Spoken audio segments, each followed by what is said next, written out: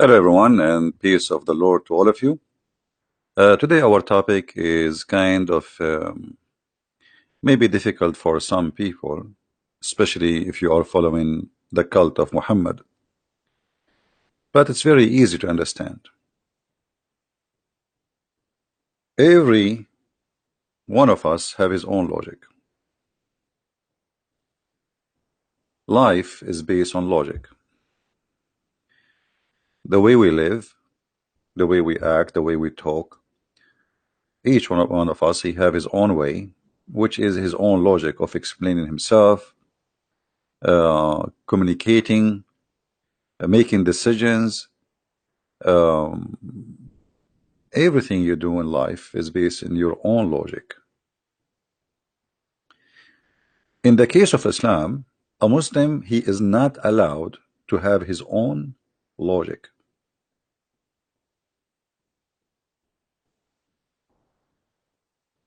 Which means reasoning is not allowed in Islam. The only reason you can follow is the reason of Muhammad. The only logic you can follow is the logic of Muhammad. The only food you can eat is the food of Muhammad.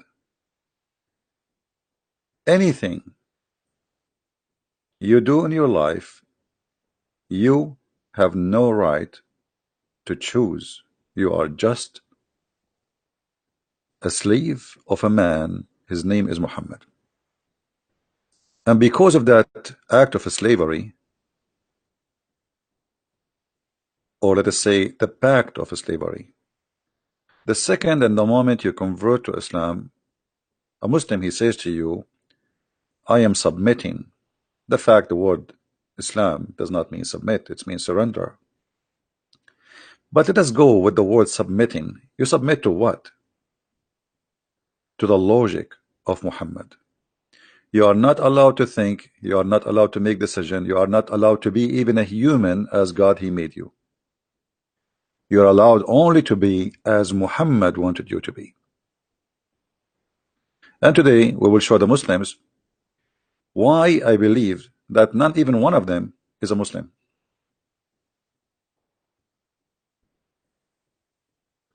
And I challenge any Muslim to tell me you are wrong. In the front of us in the screen, we have a very authentic hadith. And it appears in many places. It is sahih, it is correct, and Muslim scholars, they use it in every article they make or any book they ever had. He who copy any people, he is one of them. What people are talking about? The kuffar.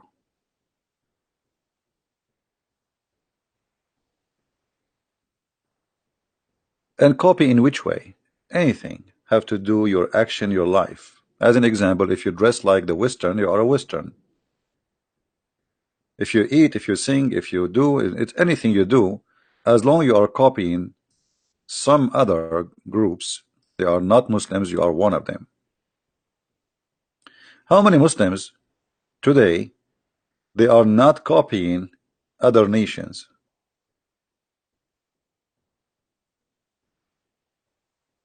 How many Muslim is not dressing like Western? How many Muslimah she is not buying the Western perfume and buying the Western lingerie? Actually, according to studies, #1 customers in the world for Victoria's Secret is in Emirates and Saudi Arabia.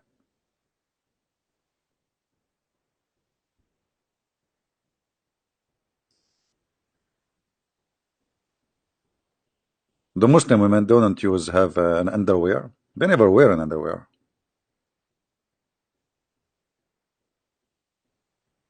So anything you do, you are copying someone else. He is not a Muslim. That make you one of those people. And that goes for everything. And we are talking just about silly stuff. Like if you are a Muslim and you pay tax, that is horrible. That means you are one of them. If you live in America and you pay tax to America, if you live in France, if you live in England and you pay tax to those countries, you are one of them. So who is a Muslim today? Nobody. I'm just using the logic of Muhammad, not my logic. So don't judge me. Judge your prophet.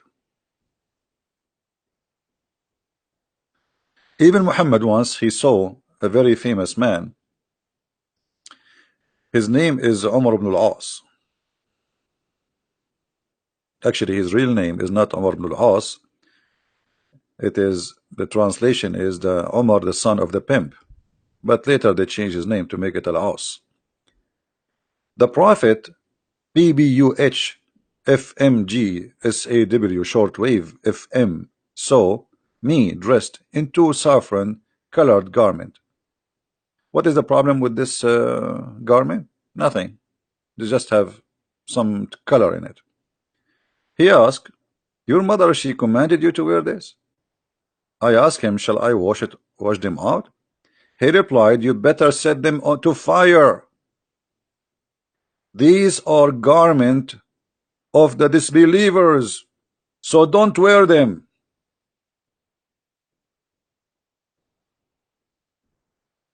Do you see it?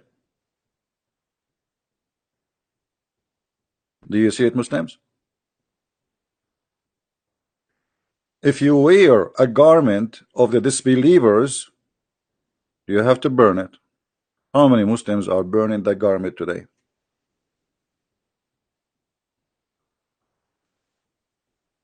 Did you see this Muslimah? She became a congresswoman. She is wearing the garment of the disbelievers. According to Muhammad, she is a bad person. Am I the one saying that? No, it's your prophet. Now, what is the logic? Any Muslim can tell me why this guy he have to burn just because there's a color in the garment. There's no drawing. There's nothing. What is the problem? Why he have to set it in fire, and why he cannot wear the garment of the disbelievers?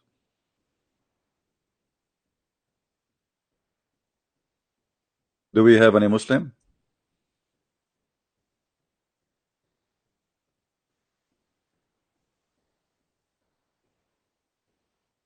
By the way, we fixed the issue with the Skype. So if a Muslim wanna call me in Skype, he can call me, but you need to give me your name. I will add you and I will call you.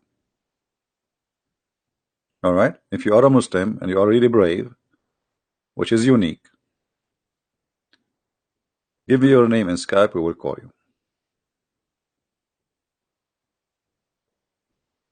Any Muslim? Here you notice the hypocrisy of every Muslim who live Islam, and they claim that they are Muslims. Like this guy, what his name? Mimi Hijab. Mimi Hijab, he was wearing a suit when he was debating with David Wood. What is the other guy name? Samshi. What about the nurse of Mimi Hijab? Ali Dawa. All of them, they are not wearing Islamic clothes. According to the Prophet, they are bad people. They are not Muslims. They are actually one of them, which means they are one of the kuffar.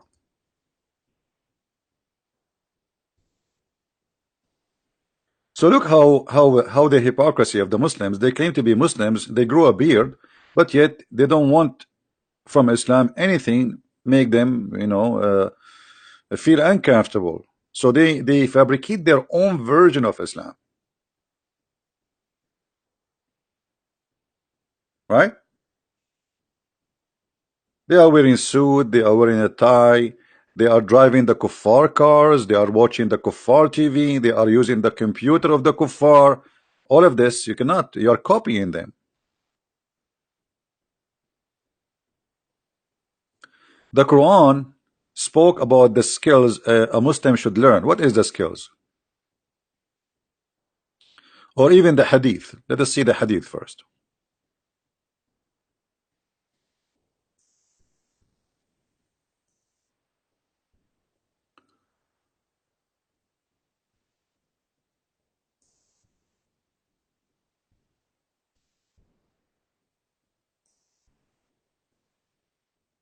We cannot find the hadith in this website.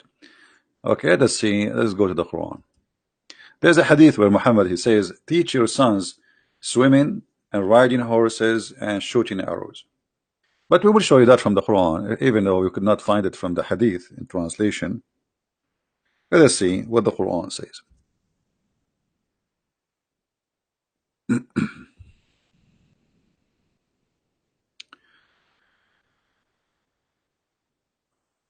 Muhammad, he told his followers that you have to prepare yourself, and this is a message for the Muslims today. This is the only skills Muslims they should have, and made ready against them all kind of power, including steady of war. And look here, look at the Muslim translation. Tanks, planes, missiles, artillery. The Quran says that. The Quran says prepare for them. Those, let us change the translation and try not to laugh with me. Actually, you know what? I'm going to open the same. I'm going to open it in different browser. Okay, hold on. You know, Islamic translation is a comedy. Is a comedy by itself. Okay, I'm going to put the translation of two translation next to each other. I'm going to change the translation. This is Hilali Khan. Let us go to different translation. Okay, let us go to Biktal.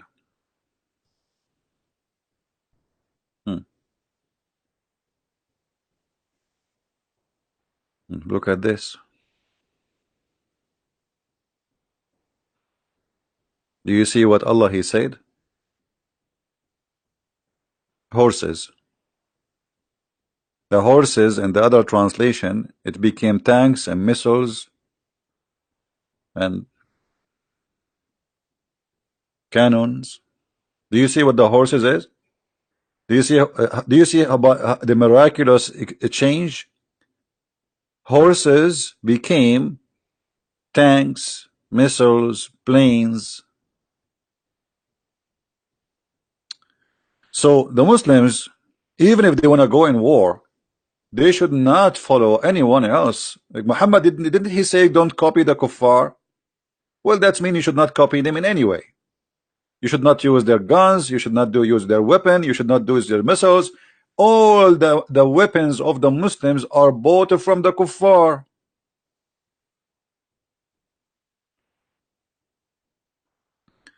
Turkey made guns. And the beautiful thing about those guns, if you shoot more than 3 bullets after each other, the gun explodes in your face. Same as Egypt. They made guns.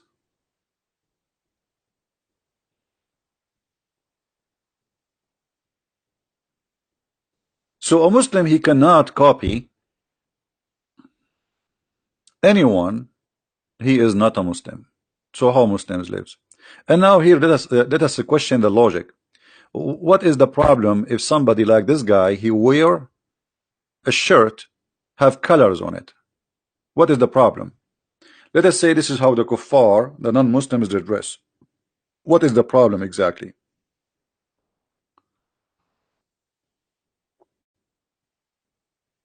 Who is going to be upset? Allah, the angels, who? Why? Any Muslim can tell us? Why Allah will be upset from you if you dress like somebody else?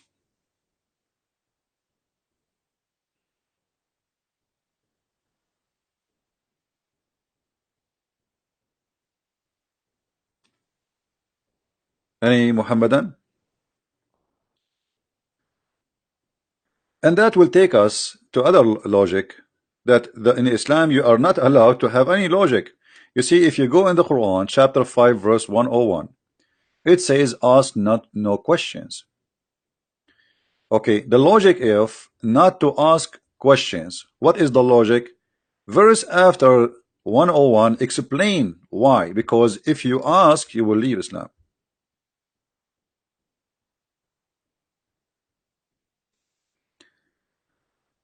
Have you ever heard of such a religion? What is the logic of saying ask no questions? Imagine I go to learn. I go to a prophet and he is my teacher, and I ask the teacher, can I ask you a question? The teacher says to me, in our school, our logic is the following: ask no questions.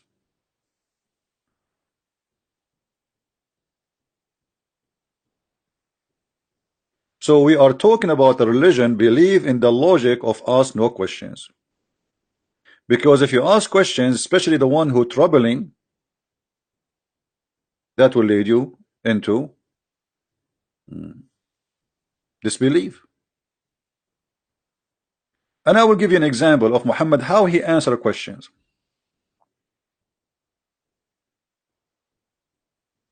Let us see.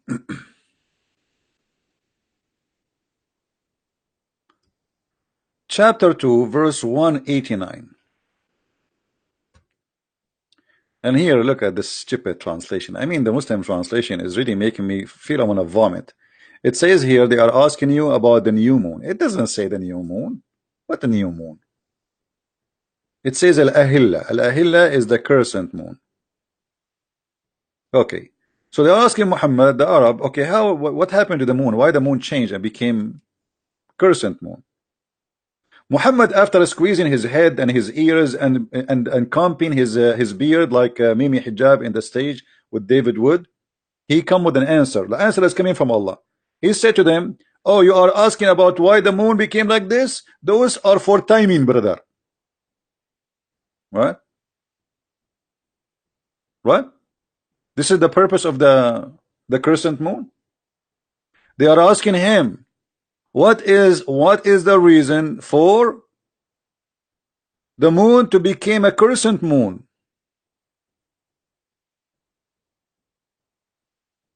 You say to them, because it is the way to know when you do Hajj.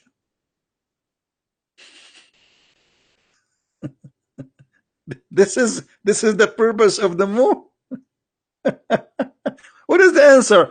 They are asking you why the moon, why it is like a week ago it was full, 2 weeks after it became like this. So what happened?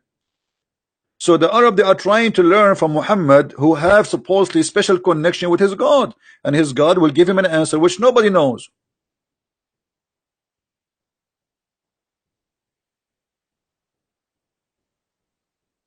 And the answer is, this is for timing, brother. This is the purpose of the question, and this is the answer.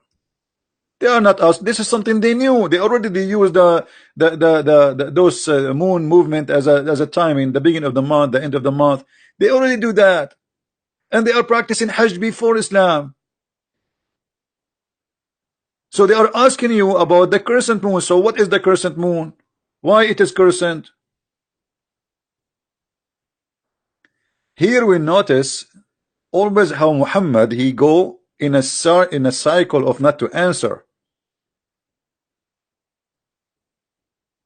The best answer is don't answer.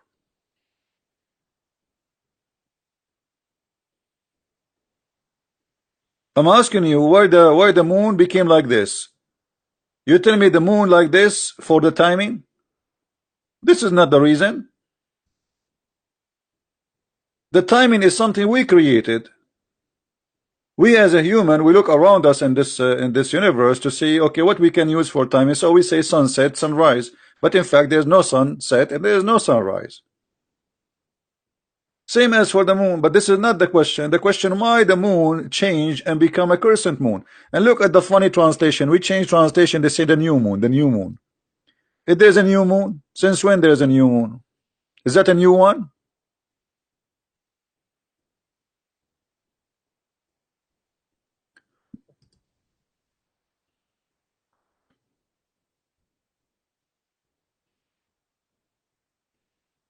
No. Do we have any Muslim would like to? The same thing, if we take the word yas'alunaka, which means they ask thee. If we take this and we paste in the translation, in the search engine,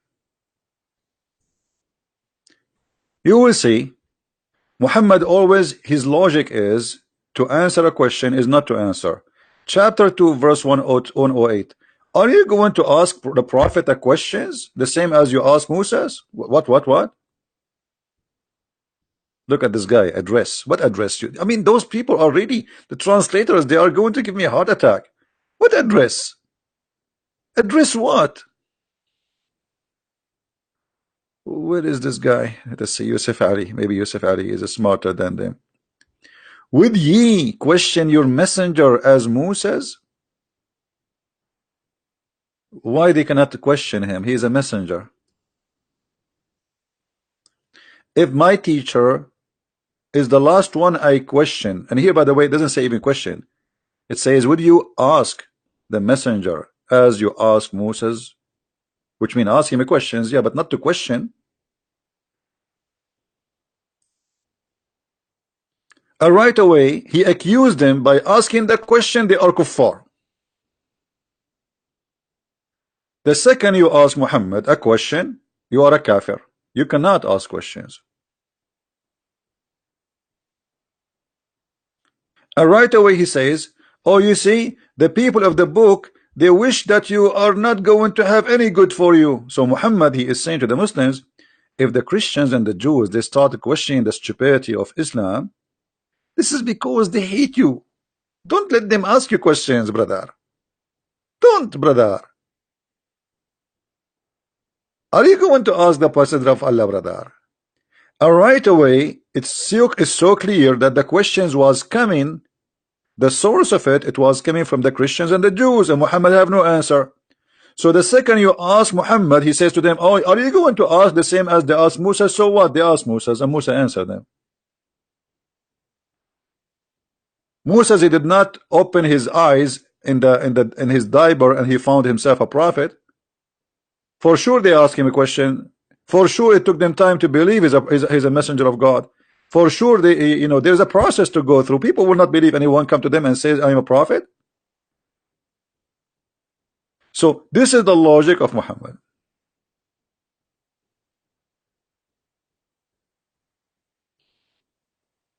And then the logic of Muhammad is the following.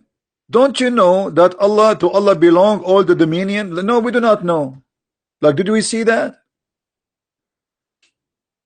The Quran is full of those phrases. Don't you see? Don't you see? No, we did not see. Don't you know? No, we do not know. I mean, how you know yourself?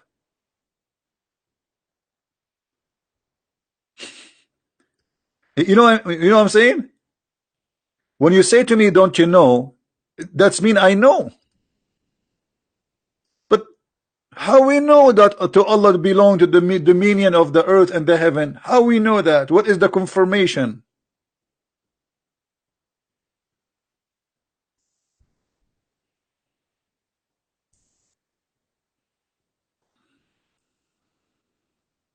Huh?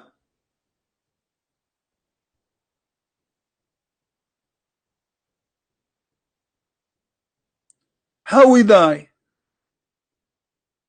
How we die, as an example, the logic. When you die, the angels, they hit you in your face. And he says to you, don't you see? Look at the translation here. And if you could see when the angels take away soul from the disbeliever, they submit their faces on their backs. If you see, what about you show us? And what do you mean they beat them in their faces and in their back? So now that you are dying and the angels, they are spanking you? And you are saying to me, if you see?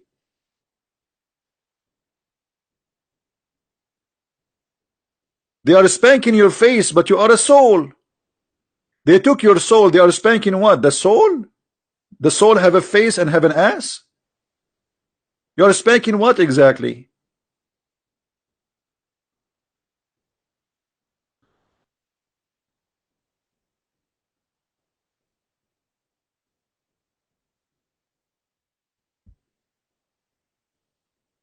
Hmm. This is the logic of Muhammad.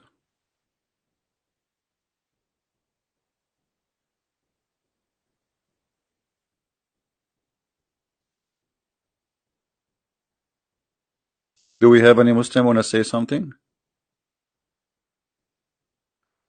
Other logic. In the day of judgment, Allah will make our faces black.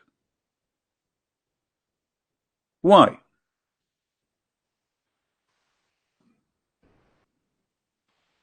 Why in the day of judgment, all of us, we don't believe in Allah, Allah will make us black? And by the way, I have no problem to be a black. Actually, I wish.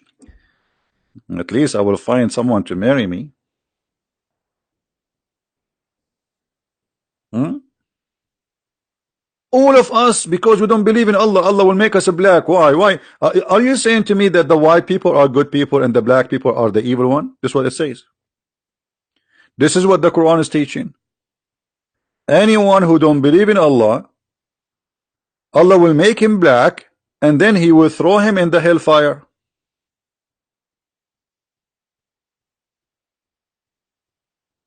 What is the logic? Anyone?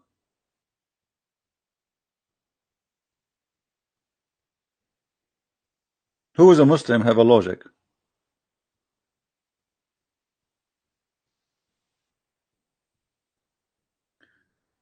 Let us see this comment from Muhammad. Muhammad is an ex-Muslim, as I know. I think he left Islam, right? From Muhammad.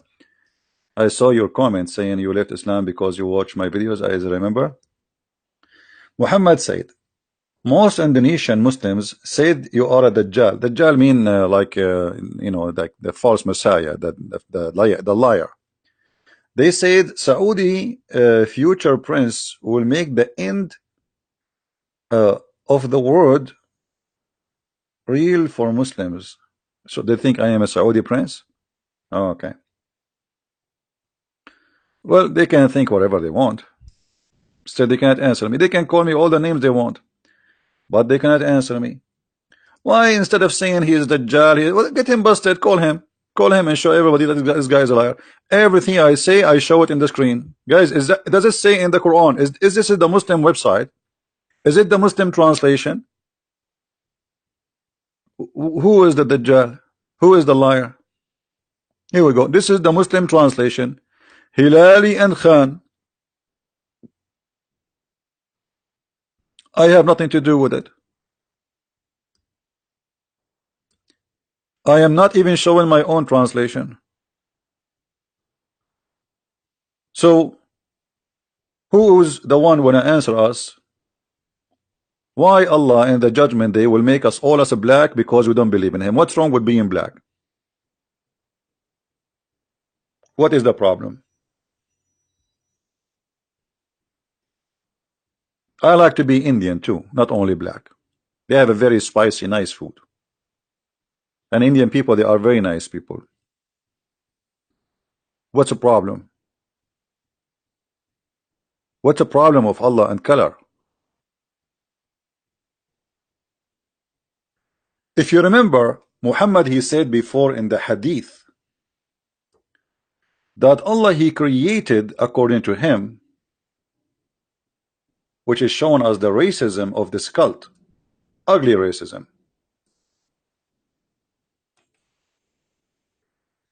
That black people are created since the beginning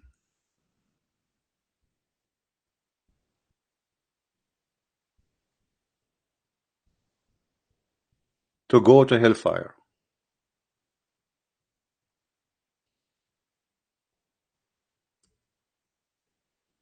Right?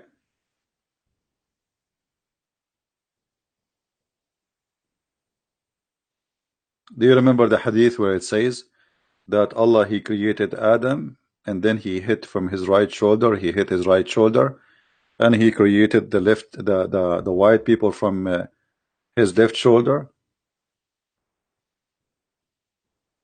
the white people from the right shoulder, the black people from the left shoulder, and then He says to the white people, you go to heaven, and He said to the black people, you go to hell.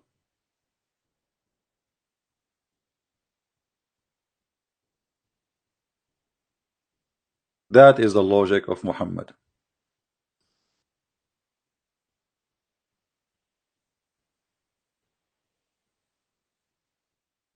Do we have any Muslim want to say something? What is the logic?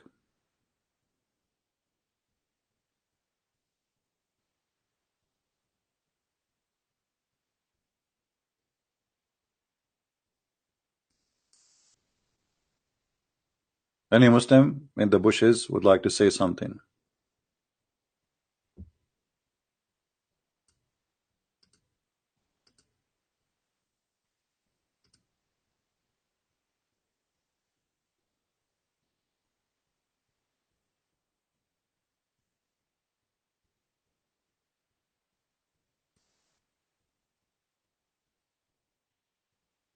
Anyone? And by the way, I'm trying to open the website which says the hadith in English, and look, the Muslims, they deleted that hadith since we are using it to expose Islam. But I think we have a snapshot. You can take a snapshot from the videos, previous videos.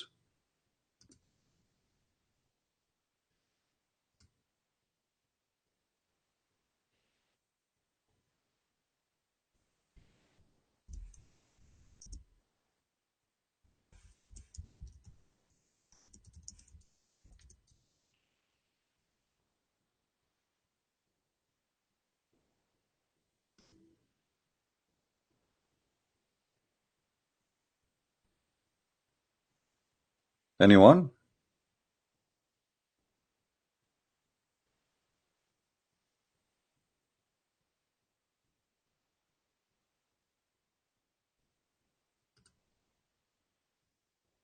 Nobody?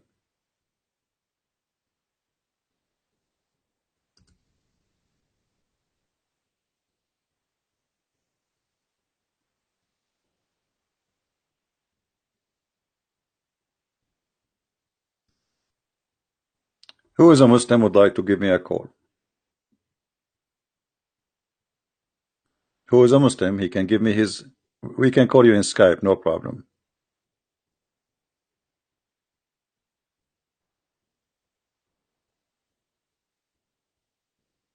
Anyone?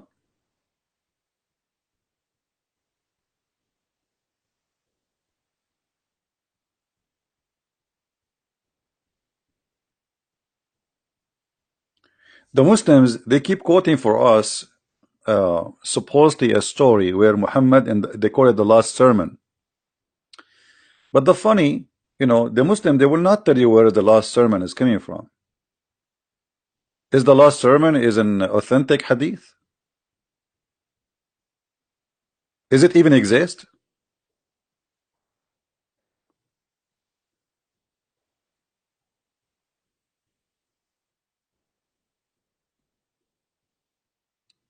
Any Muslim?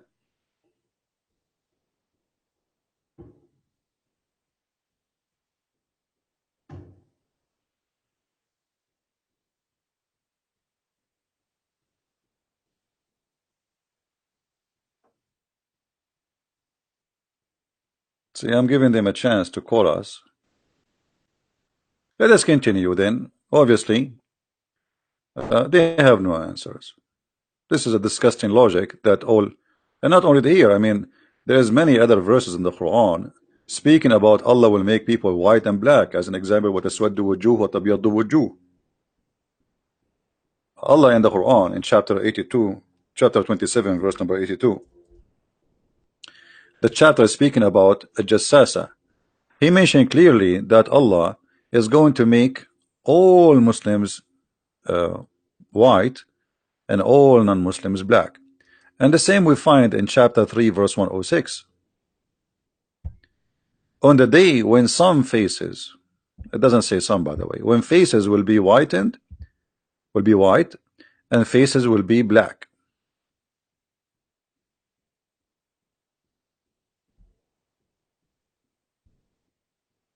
So this is repeated all over the Quran. And those who Allah He made their faces white, Allah will have the mercy on them. But those who Allah made their faces black, they will be terrified and they will be humiliated.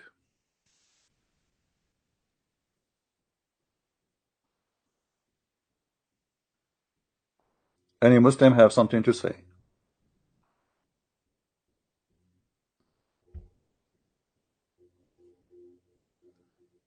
Anyone? Let me open my Skype just to let you know we are going to use Skype because we solved the problem with Skype. Give me a second.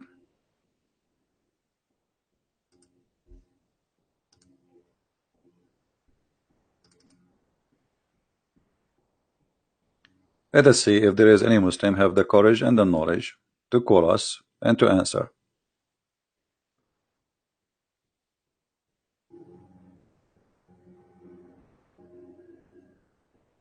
Okay, we are almost in Skype. I know it's taking long to log in. All right, we are in Skype. Who is the Muslim want to give me his ID and I will call him?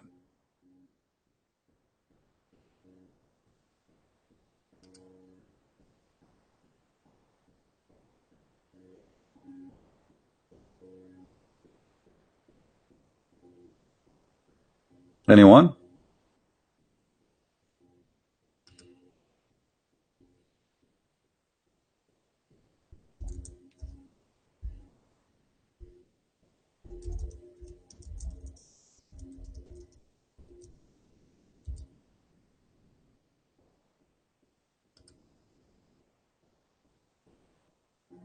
Be nice to Muslims, guys. Those people are victims and they need our help.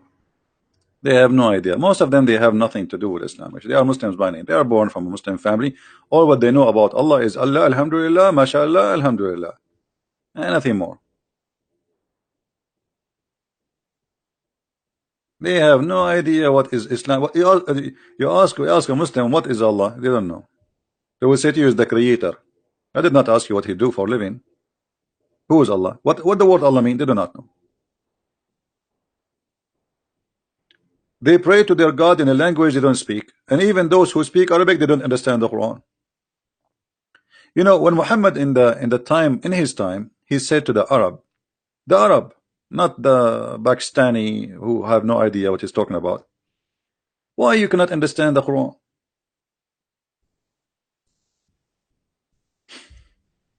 Question Muslims, why the Arab could not understand the Quran? And do you understand the Quran? Do you Muslim today understand the Quran?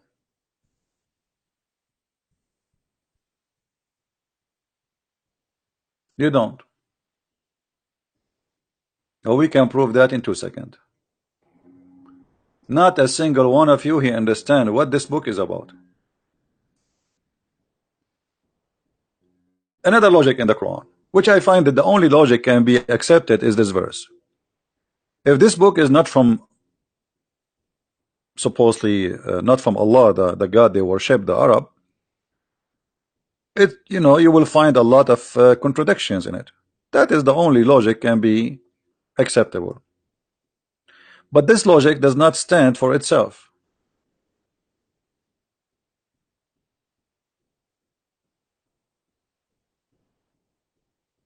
This logic, in the same page actually, I can destroy this logic, showing you that this logic, showing us that Islam is a stupid cult. Look, go 2 verses before, you will see, who obey the messenger of Allah obey Allah. How you can obey Allah by obeying a man who is a sinner? The Quran confirmed that Muhammad he have a lot of sin. And then you say the one who obey Muhammad he obey Allah. What about the one who obey Allah he obey Muhammad? Because supposedly Muhammad should be obeying Allah anyway. But to say the one who obey Muhammad he obey Allah, that's mean that Muhammad is higher than Allah, and the obedience of Muhammad is to follow by obedience of Allah, and Allah himself have to obey Muhammad too. How we can say that the good person who wanna go to heaven is the one who obeyed the Prophet? Are you claiming that Muhammad is a person who is God, which means he's a perfect, he have no sin? Muslims, do you claim that Muhammad is a perfect man and he had no sin, which will make him God? Is Muhammad is a son of Adam and he's a sinner like us, or he is God?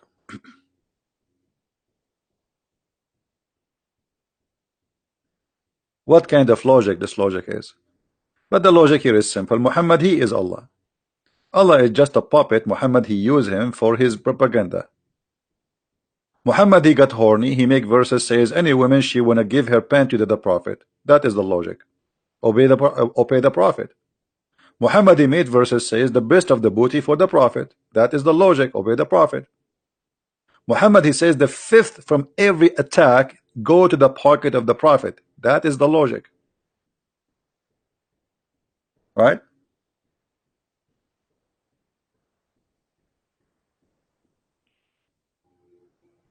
Do we have any Muslim want to say something to us? No name. Give me your name in Skype. I will call you. Don't tell me I cannot call him. You can call me. Give me your name in Skype. Post it. I will call you. Don't make a drama. It's very simple. Give me your name. I will call you.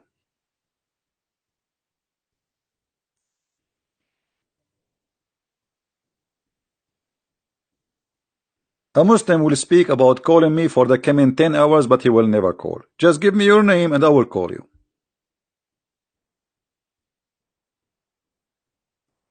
And then after he speak for 10 hours about calling me, he will go and he speak to his 4 wives and he will tell them, see, Christian Prince, I wanted to call him, but the coward, he did not take my call. What is my point? This Muslim is asking me what my point. He is listening to me for the last 30 minutes and now he's asking what the point. That is the point, that you are not listening. Because if you are listening, you will not asking what's the point. I just made my point. How it says to you, obey Muhammad. Muhammad himself is a sinner. You should not obey Muhammad. You should obey what Allah says to Muhammad, not Muhammad. The verse is so clear. The one who obey Muhammad, he obey Allah. What about we say the one who obey Allah is the one who will be saved? If Muhammad doing the will of Allah anyway, why we have to put the name of the prophet, the name of a man, before the name of a God? Obedience of the man before the obedience of God? And then you will ask me again, oh, what's your point? Isn't it the Quran says that Muhammad is a big time sinner? Did he or he did not?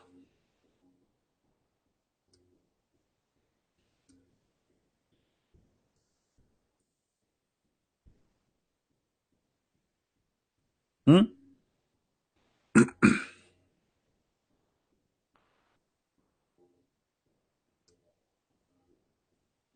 Any Muslim? The Quran says Muhammad is a big time sinner.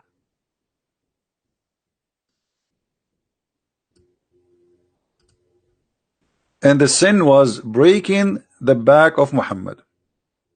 And this is why Muhammad, he is the only messenger Allah he needed to do for him a plastic surgery. He cut his chest to remove the burden.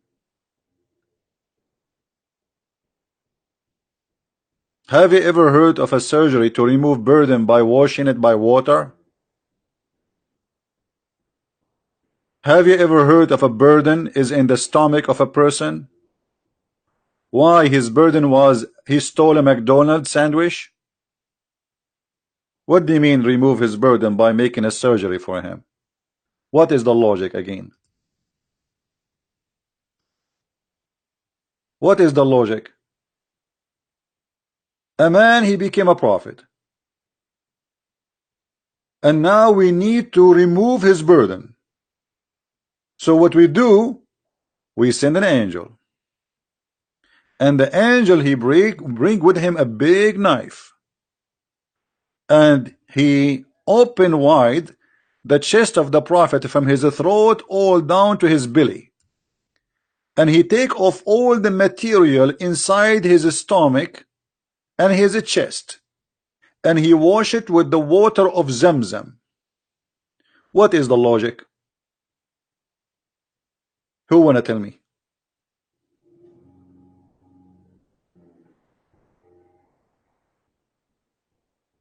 Anyone? CP, show yourself. What about you say to Allah, show yourself? Me and Allah, we are from the same kind. We cannot speak unless we are from behind the curtain. Isn't it Allah? He said in the Quran, Allah, he never speak unless he is from behind the curtain, hijab. Do you want to show you the verse? Why you don't say to your God, the one you worship, you don't ask him, show yourself?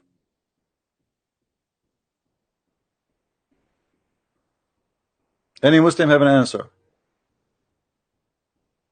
What is the logic to send an angel, his name is Jibreel, with 2 assistants? They carry the prophet, they open his chest all the way down to his testicles, and they take all the things inside and they wash it in the water of Zamzam, and then they put it back. What is the logic?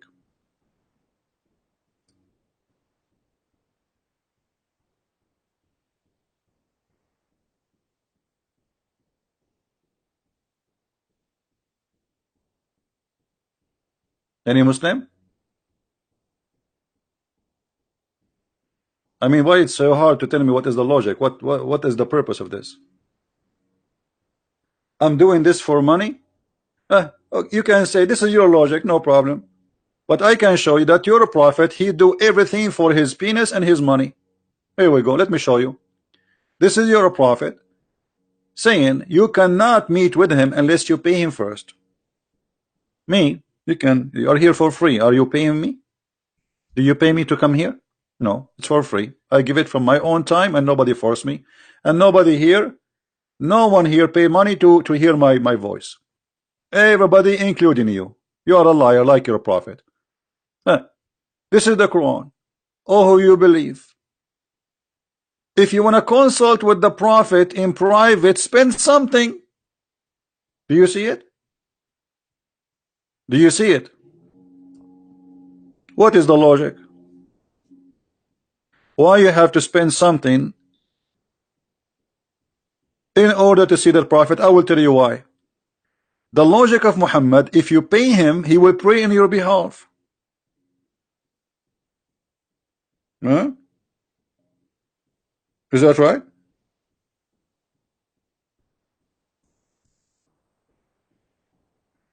Have you ever heard of a prophet, if you pay him, he will pray in your behalf? Chapter 58, verse number 12. Guys, have you ever heard a Christian prince saying, if you give me money, I will pray in your behalf and you will be forgiven? Never. I am no prophet. I cannot forgive no one. I cannot help anyone. And me, myself, I'm a sinner. You're a prophet claim. If you pay him, he will pray in your behalf.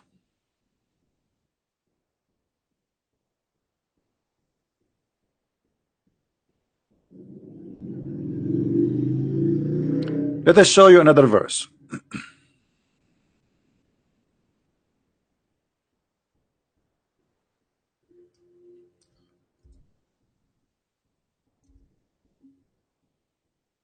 Muhammad, he need a mortgage. He need your money. If you give Muhammad the mortgage, what he need, Allah will forgive your sin. Read carefully. If you lend Allah a goodly loan, he will double it for you, and he will forgive you. And Allah is almost appreciated of your reward and forbearing. What is that? What is that? This is God? Are you there? This is God? Since when you can bribe God? If you give him a mortgage, he will forgive you. Okay, how much Allah? How much you want? You forgive me? Okay, how much you want?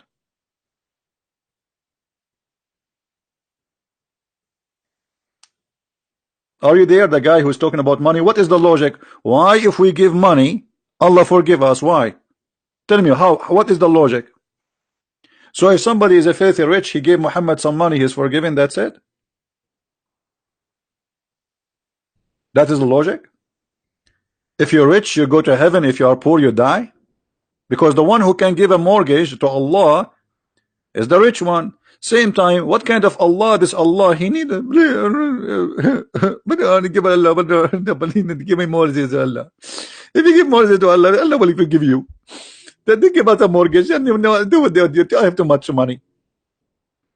This is the same verse. Muhammad Hijab, after he finished his debate with David Wood, 2 hours after he posted a video saying the same verse, and will lend Allah a goodly loan, spend for Allah cause, because asking people to give them money.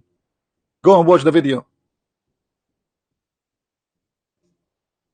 No, my friend, I am not funny. The most funny person is Allah.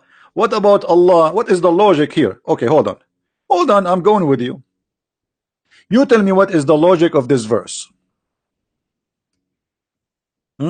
Today our topic about logic.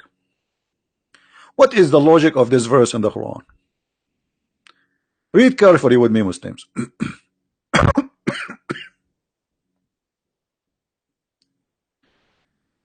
There is no restriction in the blind, no restriction in anyone, the lame, no restriction on the sick, nor on yourself if you eat in your houses.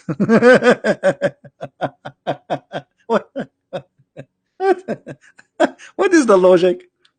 This is God. He went to his bedroom. He spent 10 billion years in his galaxy private room to write for us such a magnificent verse saying if you are a blind you can eat at home, and if you are a person who cannot walk straight you can eat at home, and if you are not any of those, which mean the blind or the lame, you can eat at home. So what the point? We eat at home already. A human being, since he was created, he eat at home. Where he eat? In the restaurant? Where Adam used to eat? He used to eat in the restaurant? In Starbucks? What is the logic? Don't you think this verse is too late? So after thousands of years of Adam, we come to me and says to me, there's no problem if you eat in your houses. If you are blind, you can eat at home. And if you are a lame, you cannot eat, you can eat at home.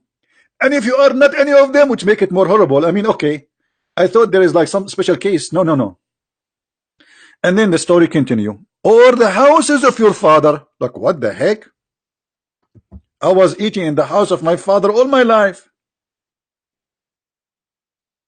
Or the houses of your mother. What? Allah, he gave me a license to eat in the house of my mother? That's wonderful. I'm really surprised.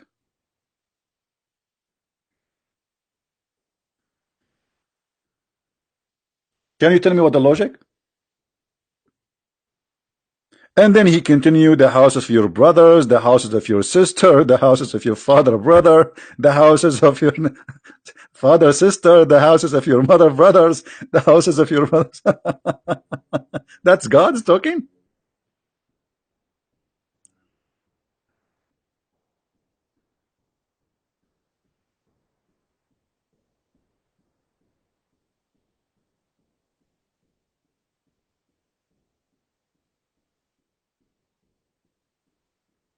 What do you think?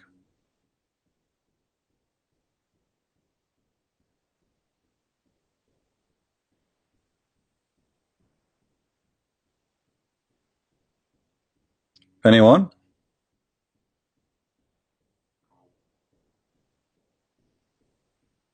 Hmm?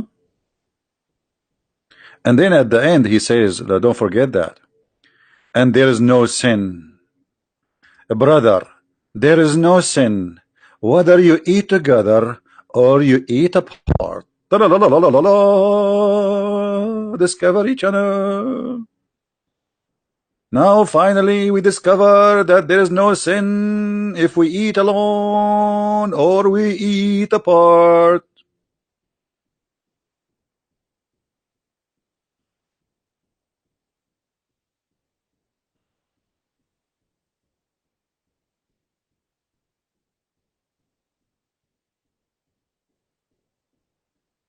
Anyone? What is this? What is the logic from this verse? What is the logic if I believe in Allah will give me a lot of women for sex? What is the logic? Well, what is that? And those women, they are virgin. Each time I sleep with them, they turn virgin again. What is the logic? I mean, isn't it this is cheating? I just slept with her. So what the point of closing that skin down in her private part? What is the logic? Is that going to make me feel that she is a virgin again? She is not. I just slept with her. What is the logic? Stupid.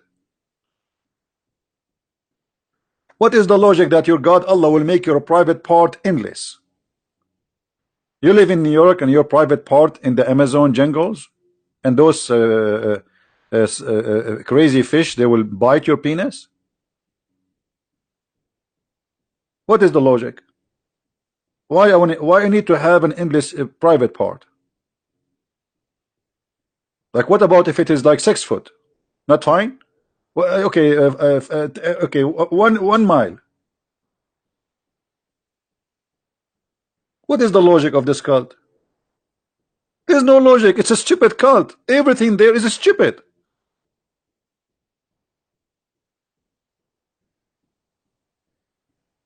And this is why you Muslims, you have nothing to say. You can call me names, no problem. You can threaten me, no problem.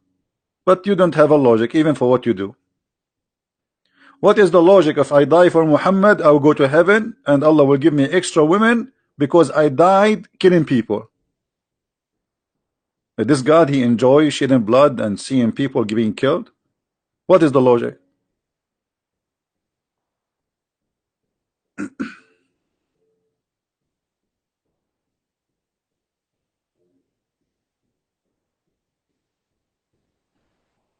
Anyone?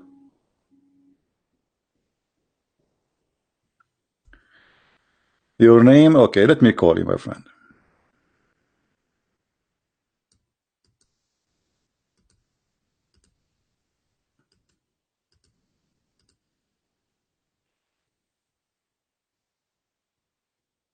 You're a Muslim and you call yourself Robert? What kind of a Muslim you are?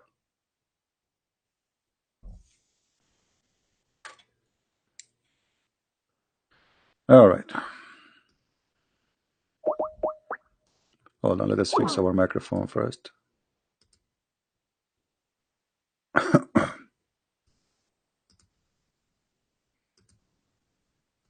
All right, Mr. Mickey Mouse. I just called you, you aren't answering. Why not? You hang up.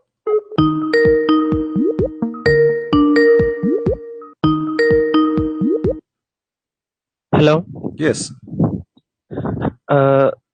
So I'm not a Muslim in the first place. So why you want me to call you then? I just have a bit confusion about the Quran and the beliefs of it. Okay. So I was a Christian. So I was a Christian, and I was just checking for what is the truth in between the religions, because I had a bit confusions about the Trinity.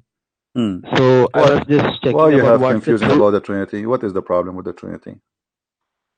No, I have cleared it. Okay. So I don't have a confusion about Trinity now. Okay. So are you Christian now or not? No, I'm not. I'm just figuring it out. So what are you now? So can I ask you out? So before you tell me what you want to ask me, what are you now? What is your religion? I'm just right in between Islam and Christianity. I'm just trying to figure out the complete truth so I can go back. Okay, so what do you want? Oh, go ahead. So the thing is, if someone from the Islamic community came to me and asked, so the basic arguments they gave every time is Trinity is not a god, it is 3 gods, and or it is God died. How did God die? They are the basic arguments they always make. So my question is, they say to you how God died? No. How did God die? How can God die? Okay, but this is the same logic will prove Islam to be a false cult, because if Jesus will not be God, for he did not die, for he died, in Islam Jesus did not die until now he's alive. That means Jesus in Islam should be God.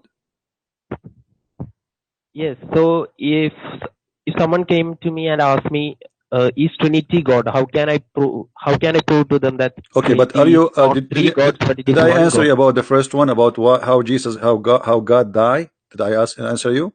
They say Yes, how Jesus yes, died I have. and he is Uh, God. Okay, well, according to this, yes, if the logic is that if the death of Jesus will not make him God, he cannot be qualified for being God. That means Jesus cannot be a human too, like anyone, because until now he's alive and he is living in yes, heaven in yes, Islam. I have. Okay, Uh, so this is a I stupid have argument. watched This is a your. stupid I have argument. watched your previous Hmm. debate, so I know that Okay. you have Secondly, no, clearly said let that. us So my let doubt us answer. about it is No, cleared. let us answer this one first because we are not done. Secondly, if God, the Muslim they speak about him, Yes, he cannot die. They are talking about what God who died. We don't believe that God he died, or what we believe that the flesh of Jesus die as a human being. Otherwise, God never die.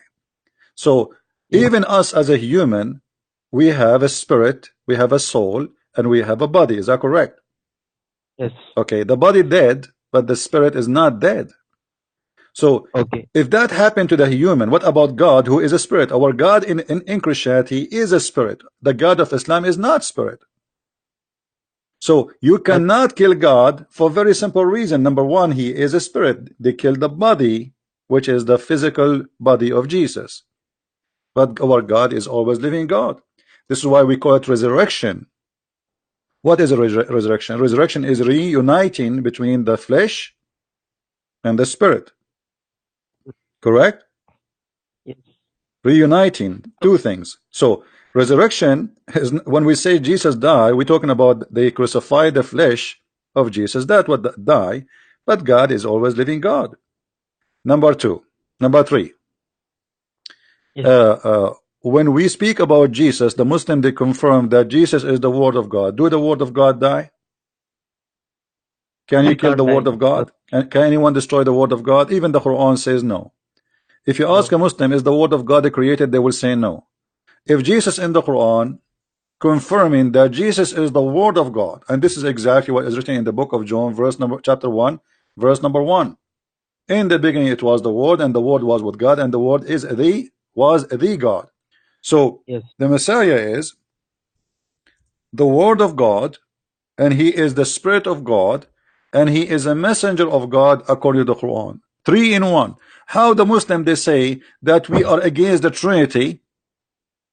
In the same verse it says there's no Trinity, but the Quran give us different form of a Trinity. It says Jesus is a word, Jesus is a man, and Jesus is a spirit proceeding from Allah. So Jesus is a three in one in the same time. So how Okay. one cannot be three, yet Jesus is a three and one in the same time? Here we notice the hypocrisy and the ignorance of the Muslims. It is written in their books, and I'm showing it in the screen. Can you see my screen? Yes. Can you see my screen? Yes. All right. Read with me carefully in the screen. What the screen saying? All people of the book Oh, commit no people. excuse in your religion, nor says aught but the truth. Christ Jesus. They are talking about who? The name is confirmed. That is Son the of Christ. Son of The Mary. son of Mary is between two brackets no more than. This does not exist in the Quran. A messenger. Okay, so he's a man. And then he is the Okay. word. He's a word. And then this word sent down from heaven. So where is Jesus coming from? He's coming from bestward. Bestward in Mary, which means it's coming down from heaven. And the Okay. spirit proceeding from him. From who? From God. So look who is Jesus. Jesus is the man, Jesus is the word, Jesus is the spirit, three in one. And that is there in their ignorant Quran. So if the Quran confirmed that a three is one and one is a three, how Abdul he says to me that the Trinity is impossible? Okay. Trinity is God, but may I ask you something? Sure. The thing is, in Islam, the God is neither man nor woman. No, who said no? He's I think. no. Who said that to you? The Quran always call Allah in the Arabic language as He. Correct? Yes, but I have read it somewhere that in Islam the God is genderless. I think I heard That's from false. someone. That's false. Because if the Quran, the God of the Quran is genderless, then how they can explain to us other verse where Allah He says if we want to take a partner for sex, a wife, we will take it from ourselves. So if Allah is genderless, like he have no gender, then Allah will marry who? No, hold on. Okay. If Allah does not have a gender, okay, Allah will marry who? He's God, so why should he marry someone? Yeah, but he will marry who? No, he said clearly, if you want to take a partner as a wife, this is the Quran, chapter 21, verse number 17. Does it say, had we intended to take a pastime, i.e., a wife or a son, we would surely take it from ourselves? Yes. Okay. So why it says a wife? Why the Muslims they assume it's a wife? It's not a guy. If Allah have no gender. Okay. So they lie to you, my friend. The one who made those articles are a bunch of dummies. Because if Allah have no gender, then how the Muslims assume that this partner is a wife? What about saying a gay, a man? Why they come to the conclusion that it must be a wife? So you see how easy to defeat their lies and their propaganda. It's a stupid propaganda, and they have nothing to say, and that's why they didn't dare to call me. So may I ask you? I knew I was thinking about this, which is the correct right religion, for quite some time, and I checked both religions. So my doubt about the Trinity and all the other stuff has been removed partially, or most of it have been removed. I don't understand. I say repeat again. Your mic is not clear for me. What you said? My most doubts about the Trinity. Okay. And Jesus is God. I truly believe that Jesus is God, because I was a Christian and I did go to church for 8-10 years, or I'm 21 now. I did go to church until 18, so until I had some doubts about which is the real one, because I didn't have a full explanation for why is Trinity the God. Okay, so now how we can help you? So the last part is in the Quran there are many scientific explanations, or I was watching a video. There are many what? There was many what? Scientific explanations. Give me one. Give me the best one. Theory of relativity in chapter 45. What? Theory of relativity. Theory of what? Relativity. Albert Einstein. Okay, where is that? What chapter is that? Chapter 45. Chapter 45. Okay. Verse number 24, 25. I think that's the one. So are you willing to laugh loud if I show you how they lie to you? 24, you said 24, 25? 25, 26. 25, 26. Okay. Where it says what you are saying? You said the chapter 45, right? Yes, 45, 25, 26. Okay, where it says what you are saying? The theory of what? Relativity. It's about a shadow. Where? Where? About the shadow? Can you please come down? Can you please come down a bit? What shadow? No, I can't see the full 26 verses. Yeah, this is verse number 25, 26. No, I just okay. My friend, but without telling me, let me show you how stupid the Quran when the Quran speak about the shadow. You said the shadow? Yes. Okay. Do you know that the Quran claim that Allah is the one who extend the shade? How he extend the shade?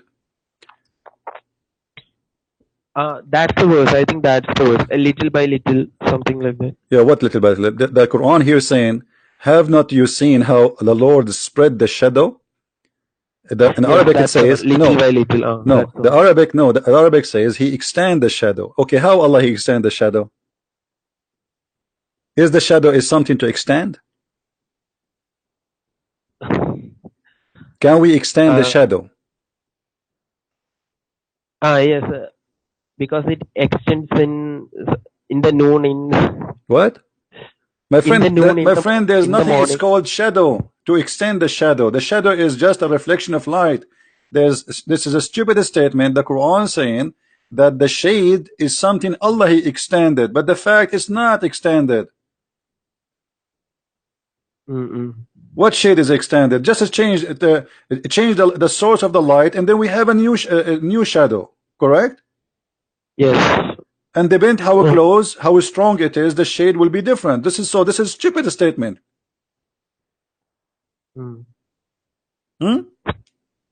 As long you are talking about this, do you know where the sun goes every day?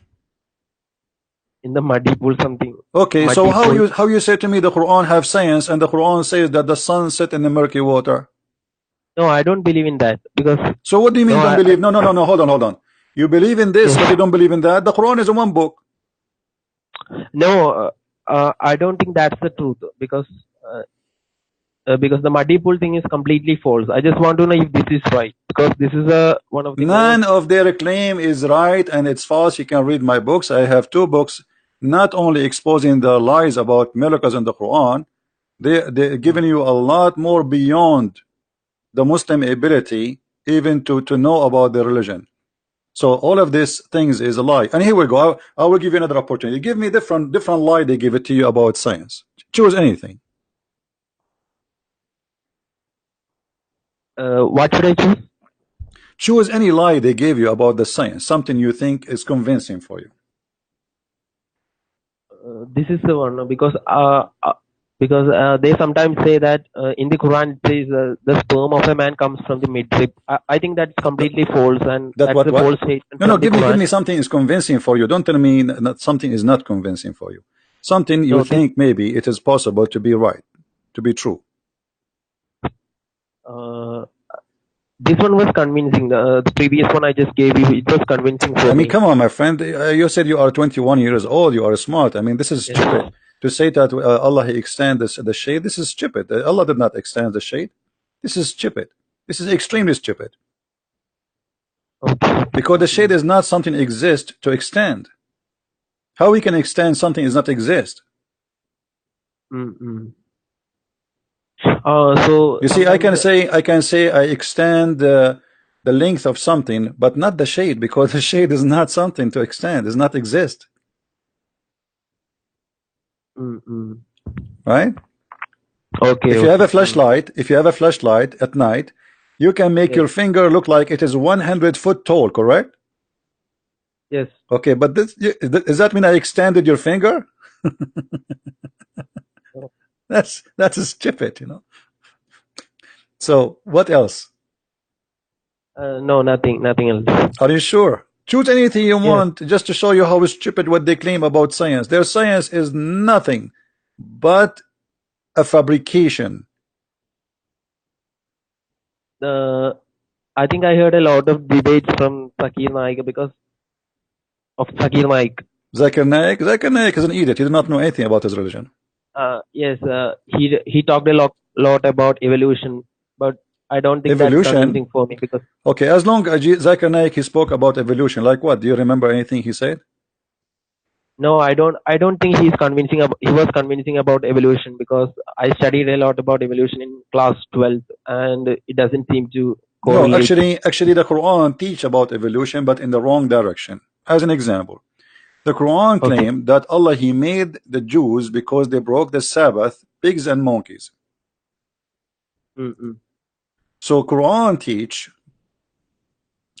that Allah He transformed human into animals. Those who believe in the evolution, the atheists, the way they believe in it, they believe in the opposite. That we as a human, we are coming from ancestors who used to be something else, correct? So here, if you read in the Quran, chapter 2, it says that those Jews, because they did transgressed in the matter of the Sabbath, Allah, He cursed them and He made them monkeys and pigs. And now, ask yourself here about this logic. Allah, He will make the Jews, or He made the Jews already pigs and monkeys for breaking the Sabbath. Isn't it Allah stupid for not making somebody here rape a woman a pig or a monkey? I mean, which one is more harmful? Somebody doing fishing in Saturday. The story here is about a bunch of Jews that did fishing in Saturday. So who more deserve a harmful punishment? Someone he raped a child, or someone did fishing in Saturday? What do you think? In the Christian perspective, it is No, somebody. I'm not talking about Christian because of- perspective. Forget about Christians, Jews, Hindus. I'm a human being. You are as a human being. If Yes. somebody rape a child, you have two people, they commit a crime. One of them fishing in Saturday, and the other one he rape a child. Which one deserve a severe raping a punishment? child, he deserve Okay, punishment. so He why deserve it. Allah did not make one person in this earth who rape a child a pig or a monkey? But yet those who they did fishing in Saturday, he made them pigs and monkeys. I mean, how stupid this story is. Right? Yes. This is a story does not even fit for kids. Even kids who they are 6 years old, they will not believe it. And until now, Jews, they are fishing in Saturday. So why Allah is not making pigs no more? The Jews now, they have even festivals in Haifa, in Israel, for gays and lesbian, and they do it in Saturday. Where is Allah? So for fishing in Saturday, Allah made those all the Jews who exist in this island, he made them pigs and monkeys just because they broke the Sabbath and they fish in Saturday because they are hungry. No. It's a stupid religion. Yes. Do you agree? Yes, because Okay. it should be punished. So may I ask you, there are many scientists who praise Quran of it because they say it's intelligent. I saw many YouTube videos regarding it. So why do they say that? Quran is what? It's a masterpiece. They're scientists, they're physicists, they're chemists, and they My call friend, it all a of this masterpiece. is fabrication. All of this is fabrication. Nothing there is truthful. Nothing there is truthful. You know, like I saw once a conference, they invite somebody, his name is Dr. Moore something, and they told him the Quran says that Allah, he made the egg like a leech, but the Quran never spoke about the egg and never spoke about leech, the insect. The Quran claimed that the sperm transform into a congealed blood.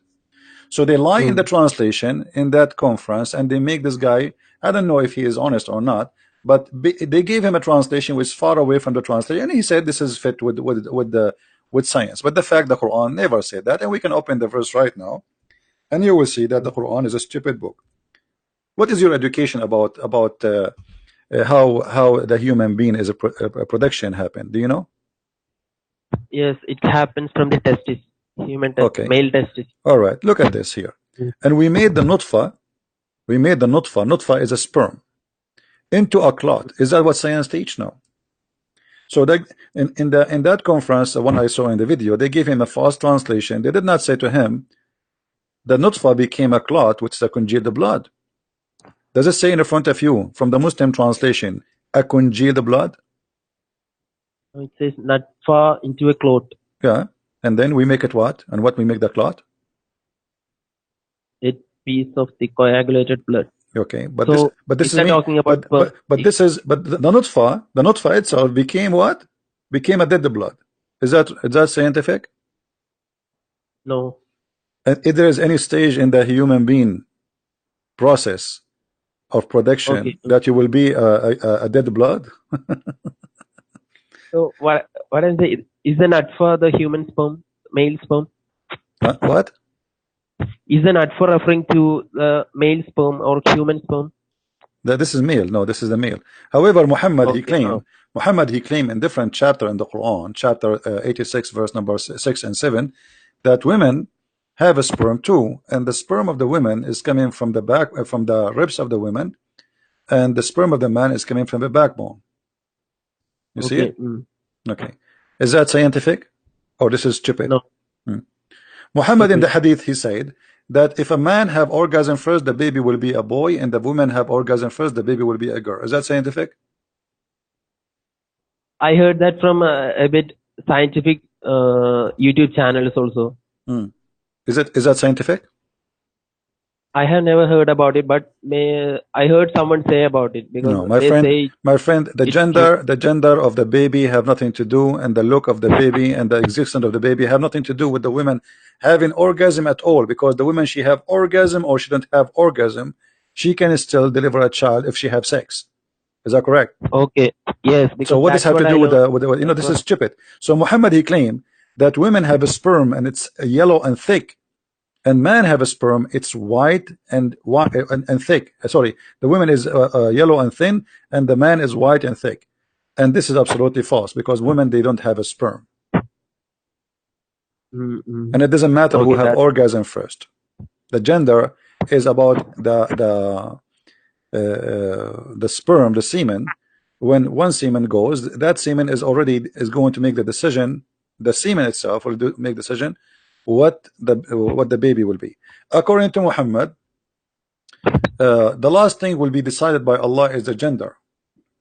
And Muhammad, he claimed that a human being, the sperm of a human being, stay inside the woman for 40 or 50 days. Do you see the screen? Yes, I see. Okay, is that scientific or this is stupid? No, it says the man's water is thickened. I don't see the verse you just said. Okay, now what do you see? Do you see No, I it don't now? see. Okay. Means for 40 or 50 days or 40 nights. Is that Oh, correct or this is a lie? it's a lie because Hmm. it's 9 months or 10 months. 9 months. One lie will make me what? Will make me a liar. Do you agree? Yes. Okay, Muhammad is a liar. Yes, because I mean, in many. how many lies until now I showed you? Isn't it enough to prove that Muhammad is a liar? Yes, because I have heard in a Zakir Naik speeches that if there is one mistake in the Quran, then everything is false because it's from the God itself. My friend, I did not show Yes. you one mistake. I make a challenge to all the Muslims who are listening.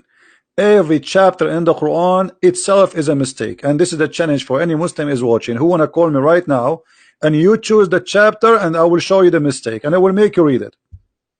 How is that? Any chapter in the Quran. You have 114 chapters. Name the chapter for me and it challenged me to show you the mistake. Anything you want. Okay. Hmm. What else, my No, I friend? don't have a No, I don't have any other So confusion. what now? Do you want to? You are still between Christianity and Islam, or you made a decision? No, I made the decision that I want to go to church. All right. So you wanna accept Jesus again as your Lord, as your Savior? Yes. That's wonderful, my friend. So pray to the Lord to forgive you for forsaking Him for some time because you were confused, and I'm sure He will forgive you. And pray from your heart from now on not to let the devil play with your heart, because the devil, my friend, is evil and he would do everything he can to confuse you. Be solid with Christ and don't let the devil get inside you. All right, my friend? Okay. So, if I may ask, if I have any doubt, can I call you again? Anytime you can call me, but why you have a doubt? Here we go, give it to me. No, I don't have anything. I No. don't But have my one friend, now. But why you want to let the doubt go inside your heart? Why? I mean, already we discover Islam to be stupid and it's a lie. So what is left? Do you have better than Christ to follow? What, you want to follow the Buddha no, or you want to follow who? no, I don't want to follow Okay, Muhammad so anyways why because the doubt he's will come to you unless you are looking for a doubt, right? okay. So if you leave the doors open for the doubt to come, okay, all the doubt will come. If I allow the devil always to come to me, he's going to be he will feel home. He will never leave me, right? So it's you who decide really if the doubt will come to you or not.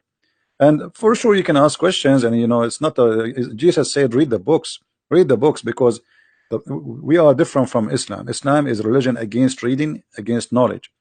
The knowledge of a Muslim is about silly stuff like, can I wash underarm, can I wash my private part? Those questions are allowed.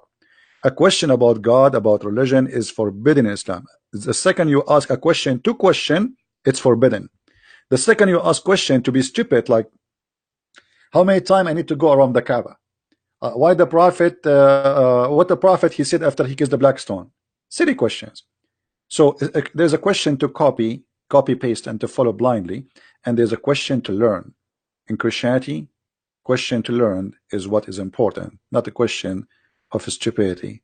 Like, who care how Jesus washed his hands? You will never see in the Bible seeing, you know, silly stuff like Muhammad. They describe how Muhammad he washed his penis. I mean, why I need to know that? How the prophet wife, she put a dish between her legs and her private part was dripping a yellow blood. Why I need to know that? So Islam is a savage cult. It's a collection of a savagery, and there's you know, you can tell the quality from the quality of the talk, the quality of this cult. You see, you know them from their fruits. From their fruits, you know them. How you know a person? This is what Jesus said. From their fruits you shall know them, not from their names. So Muhammad, he claimed great names for him to the point he called himself Muhammad, which means the praised one. That name alone is enough to prove that Muhammad is Antichrist, for he is claiming to be God on earth. The praised one should be God, not a man. That is a name should not be meant to be given to a man. How you call yourself the praised one? If you are the praised one, who is the praised to? Allah? Correct? God alone. Okay, so how Muhammad is the praised one? That name alone is enough to prove that Muhammad is a devilish man and he worked for the devil to deceive us.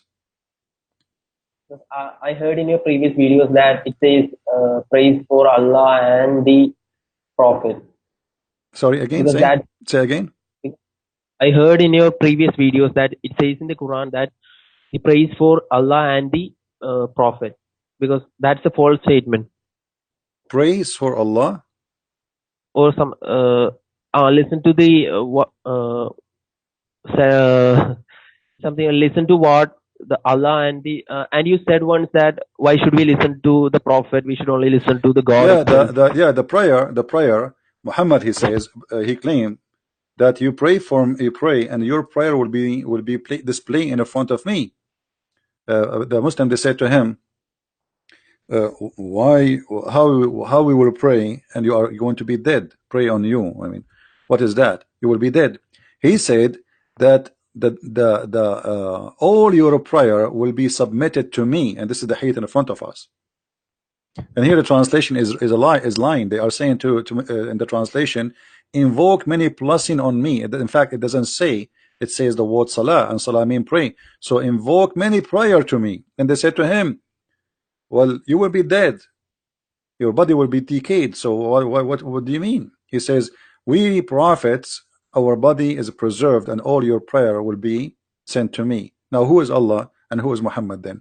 And how Muhammad, all the Muslims, their prayer will come to him. How a man, he can review all the prayer of the Muslims? And why they are sent to him?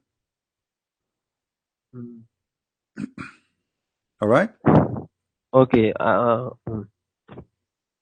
Don't let the Muhammadan fool you, my friend. Okay, you are smarter than this. Okay. Yeah, don't foolishness is a kind of fashion these days, and Islam is a very foolish religion. So don't follow the fashion. It's a fashion to be foolish these days. They say to you, be open-minded. Open-minded means be foolish. So is leaving Islam is a crime? Because in Islam, leaving Islam is a crime, but they always say that no, you can leave it if you don't like it. So what's the truth of it? No, Muhammad, he says, man baddala dinahu faqtulu. The one who changed his religion, kill him. They lie. But Muslims, they always say that you can leave the religion, it's no problem. Everything I say, I show the proof in the front of us. Do you see it? Changes his religion, kill him. Okay, I see. So they can lie as much as they wish. Here, nobody can play with us. Nobody. All right?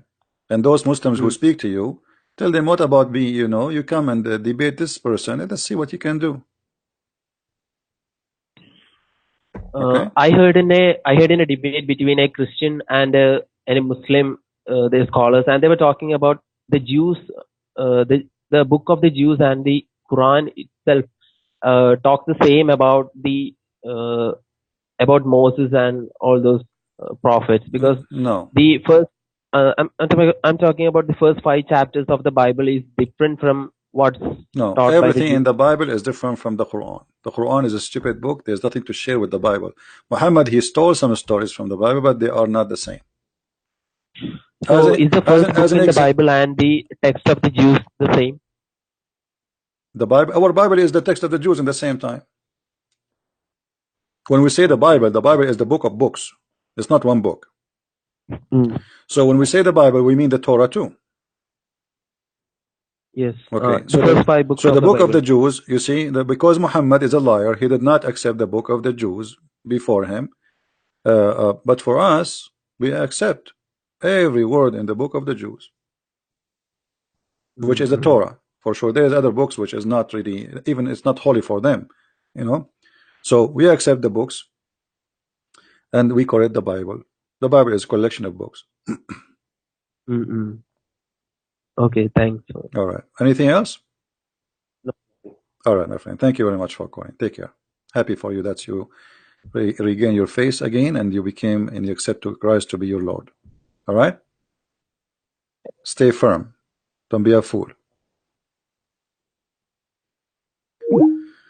All right. Do we have any Muhammadan? Call you?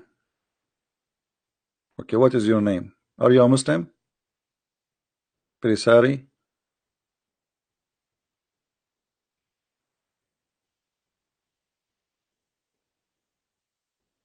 Who is a Muslim would like to call us? You are agnostic? What does that mean? Agnostic for me is someone he is not sure about his gender. Like he is male, he's female, he's male, he's female, he's male, he's female. He have a mirror in the front of him. He look at the back, he is female. He look in the front, he is a male. Then he look at the back, he is a female. Well, stay who you are. I don't care. Now, do we have a Muslim when I talk to us or not? You are a Muslim? Okay, give me your Skype. I will contact you. Ibrahim Ansari, give me your Skype, guys. How I'm going to call you? Okay, can you call you? Can I? If you are a Muslim, you are welcome. Just give me your Skype. I will call you.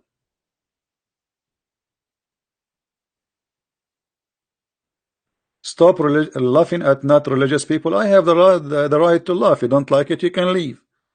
If you don't like me to laugh at you, why you are here? Stop laughing at non-religious people. Are you ISIS? What you wanna?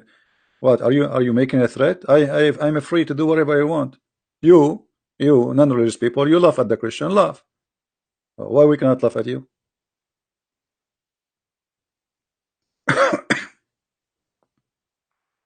This guy, he keeps saying to me, call me, I'm a Muslim, but he don't give me a Skype ID. Any Abdul?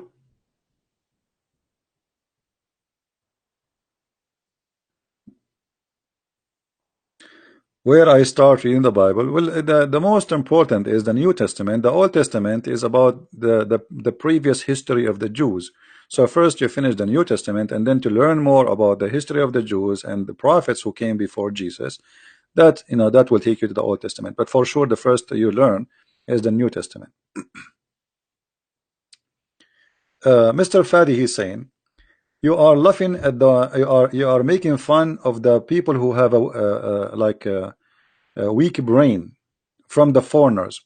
What about your prophet? Let us see your prophet if he is making fun of the brain. Your prophet, he says this. You are talking about the one who make fun of the brains of people, brainwash people. Okay. Do you agree with your prophet, Fadi? That your God, he will give you a penis, will never go soft or limp?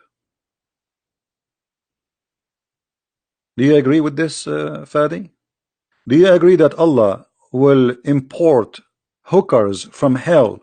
This is why they are in hell, who have nice breast and nice vagina. Do you agree with that? You are accusing me that I am making brainwash people, foreign people, right? Okay, what is this? Why did I promise them a penis will never sleep?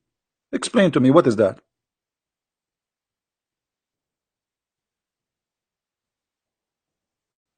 Are you there, Fadi?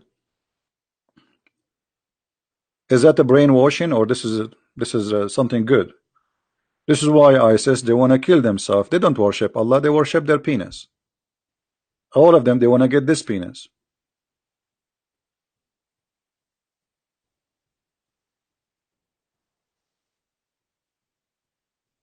What kind of God? What is the logic?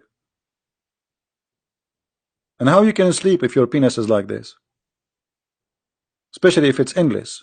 That's mean it's going. I don't want to describe how it's going to be. You know what I'm talking about. You have endless private part, and will never sleep. So what you do with it? You put it under your pillow, in your back.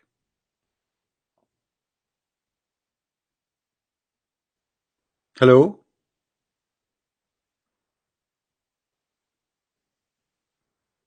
Are you there?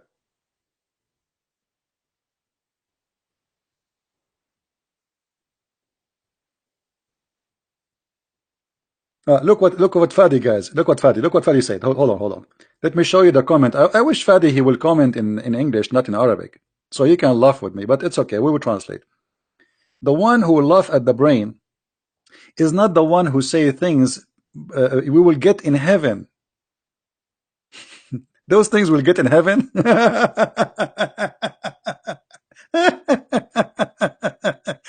My friend, those things you can get in Las Vegas. what heaven? You go and buy some Viagra, and then not only he will not sleep, they will take you to the hospital and you will die. What do you mean this is in heaven? This is the question. What kind of heaven this heaven is? So this is heaven? We go to heaven, we don't smell air, we smell sperm. We say to Afadi, Assalamu alaikum, Afadi, he answered, why? Because they are not allowed to take off their jalabiya, so they will hold it with their mouth when they are having sex. He cannot answer back because he's busy. Have you ever heard of a God saying you will have orgasm of 70 years? 70 years orgasm, what about 69? It's even more sexual. 70 years orgasm, Mr. Fadi? And you are telling me this what we have in heaven? What kind of heaven this heaven is? So I visit you first year. Your mom should knock at your door. Fadi, Fadi is busy. He's having orgasm. His mother, she come next year. Fadi. Fadi, he cannot answer because he's having orgasm. His mom, she come the third year. She knock harder. Fadi. Fadi cannot answer. She came 10 years after, 20 years after, 30 years after, 40 years after, and the poor woman, she became old now. Fadi. The mother, she is dying now, and still Fadi have an orgasm. When your mom, she can see you. If your orgasm is 70 years, when your mom, she can visit you and have some coffee with you, my friend. Are you there, Fadi?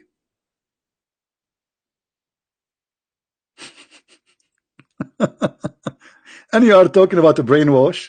I mean, how stupid this cult is. Sorry, mom. I was having orgasm for the last 70 years. And his mom, she said, wow, mashallah. I wish your father was able to do that to me. His orgasm was like a rabbit. This is why we have you so small. Fadi. How are you, Fadi?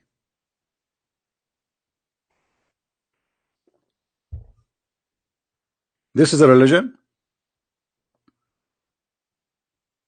What is left for Mickey Mouse? And by the way, do you know the guys that Mickey Mouse is wanted in Islam? Do you know that the Muslims, they have a fatwa, which means a holy jihad on Mickey Mouse. They made a fatwa that Mickey Mouse must die.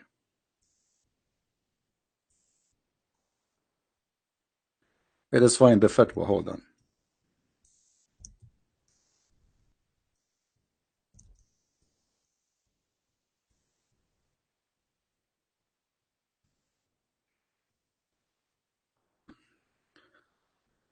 I mean, I am really convinced that Islam must be a great religion. Look at this. Mickey Mouse must die. Saudi Arabian cleric. Even Mickey Mouse. I mean, your religion is the most fantastic religion ever, man. Even Mickey Mouse, he should die. Why? Because the Prophet, he says the mice is the enemy of Allah. So let us count the enemy of Allah. The mice is the enemy of Allah. Geigo is the enemy of Allah. Lizard is the enemy of Allah. Dogs are the enemy of Allah. Christians are the enemies of Allah. Hindus are the enemies of Allah. I mean, come on.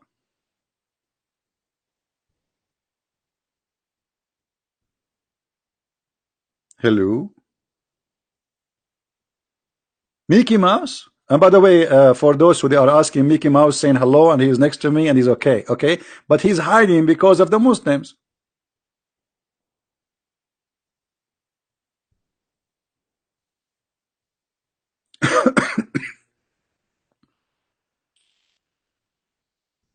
Anyone?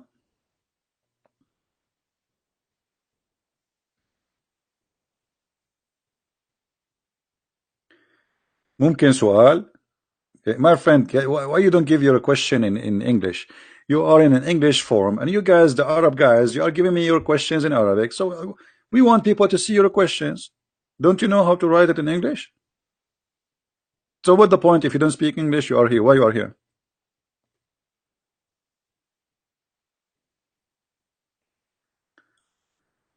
Hassan, he want to call me. Give me your ID, Mr. Hassan.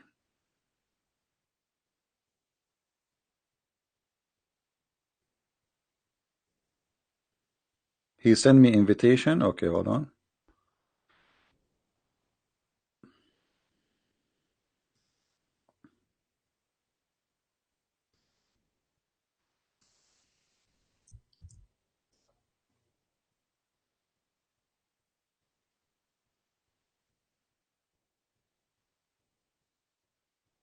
I don't know. There's many names have the same names as yours, but let us see this one.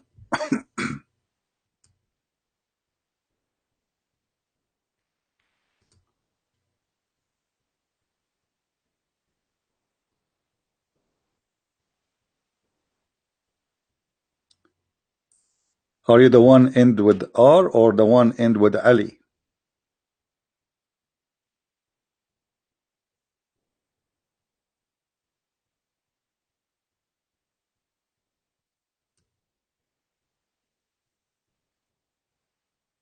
Which one is you? There's three names. I text them all.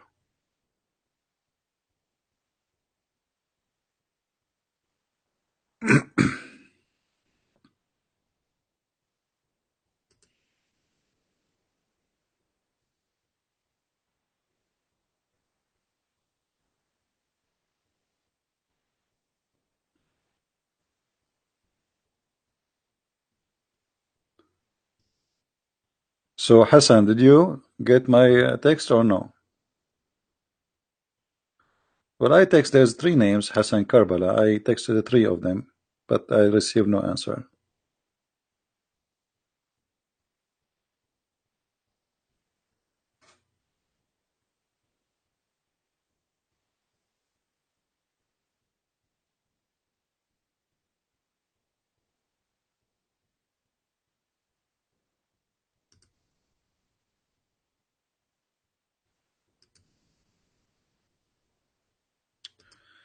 All right. Well,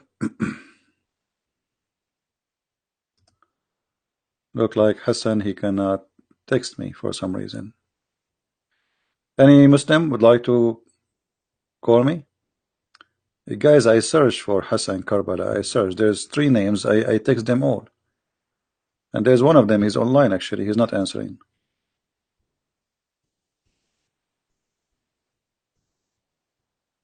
Let us see this one.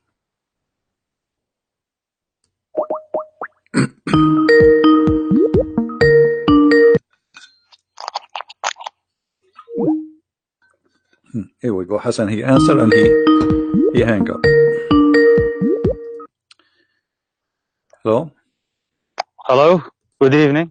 Good evening, my friend. Hello, how are you? I'm fine. You are live in YouTube. What do you like to say to us? I called you half a year ago. I don't know if you could remember me, so I'm not this is sure. actually the second time. Yeah, it's not a problem. There are many that call you. So All right. So what you want to say to us today? Did you leave Islam when you called me last time? No, I didn't actually. But okay. Yeah. All right. So what do you want to say? I've still questions. Can you also show from Shia tafsir from those verses that you showed today about? I can't remember well. Like, what did you show today about that you can't eat? That you can eat at your it is the same. It is the same. mother's houses? Yeah, if you go to the Shia tafsir, it's the same. You know, here we go. Let us go to the Shia tafsir, no problem. Can I give you one tafsir that I have heard about? There's tons, no problem. I mean, the Shia tafsir is the same. We go to the Shia, all right, and there's tons of them. Which one you want me to go for? This one called Al-Burhan fi Tafsir al-Quran. Al-Burhan. Let me see if they have it here. Fi Tafsir al-Quran. Al-Burhan. Well, this website have only Al-Tabrasi, Al-Qummi, Al-Tusi, Al-Tabata'i, Al-Safi. Al-Qummi, all right. Al-Qummi is also good, but Al-Burhan fi Tafsir al-Quran is actually the most comprehensive. So, well, this website does not have. Actually, here we go. I found it. Okay, I found it. Hold on. Al-Burhan fi Yes, Tafsir Al-Burhan. Yes, right. I found Al-Burhan. All right. Okay, it's the same. If you think it's going to be different, it's not really. It's the same. Okay, but we have it in Arabic. I think you speak Arabic, don't you? Well, it's my mother tongue, but I find it difficult to understand. I mean, anyway, you can see my screen. No? If you see the screen, you can understand or no? Anyway, here we go. It's in front of me. ليس على الأعمى حرج وليس على الأعرج حرج ولا على المريض حرج ولا etc. It says from رواية ابن أبي الجارود عن جعفر blah, blah, blah, it says he is repeating the same, and then he says that in the people of Medina before they became Muslims, they don't associate much with the blind and the lame and the sick, and they don't eat with them. This is what the Shia they are saying. But Muhammad, he did the same. Do you know the chapter is called Abasa? Yes, they say in Shia that Abasa wa Tawalla is about Uthman ibn Affan, but Sunni say it's about Muhammad. So no. Why the Quran? Why the Quran will come about Uthman? I have no idea. Is Uthman is a prophet? Who is Uthman anyway? Come on. You know? Allah Himself will send a verse about Uthman. So if everybody he makes something, Allah he send a verse about him. So no. So but then the verses they are talking about, it says you cannot eat in your house of your father, the house of etc. And the verse here, actually, when the Shia try to explain it, is showing us, with my respect to you as a Shia, it's a stupid explanation. Let me tell you why. The verse saying it is not a problem for the blind to eat at his home, correct? Is that correct? I can't see the screen. Wait. Well, you know, you can go to the English translation. You can read it on your own. So in chapter 24, here we go. What is this tafsir now? I just we will read both. We will read both. Also. But you will see the Shia interpretation is silly. It's not even smart because it have nothing to do with that topic. That's why I find the Shia interpretation is kind of fantasy. It says there is no restriction on the blind, nor any restriction on the lame, nor any restriction on the sick, nor yourself if you eat at your houses. Correct? I'm not seeing the screen right now. I'm just listening to you. Anyway, this is what the verse is saying. So now, okay, so why Allah he needed to say the blind he can eat at home? I mean, where the blind we used to eat anyway? As long as he have a home, it's mean he have a home. So if he cannot eat in his home, where he eat? So let us say somebody he don't like to eat with the blind, but he is talking about eating in your home.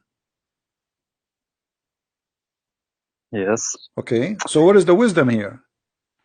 The sick, he will be sick. Where the sick will be? He will be running in the street. He will be sick. He will be home.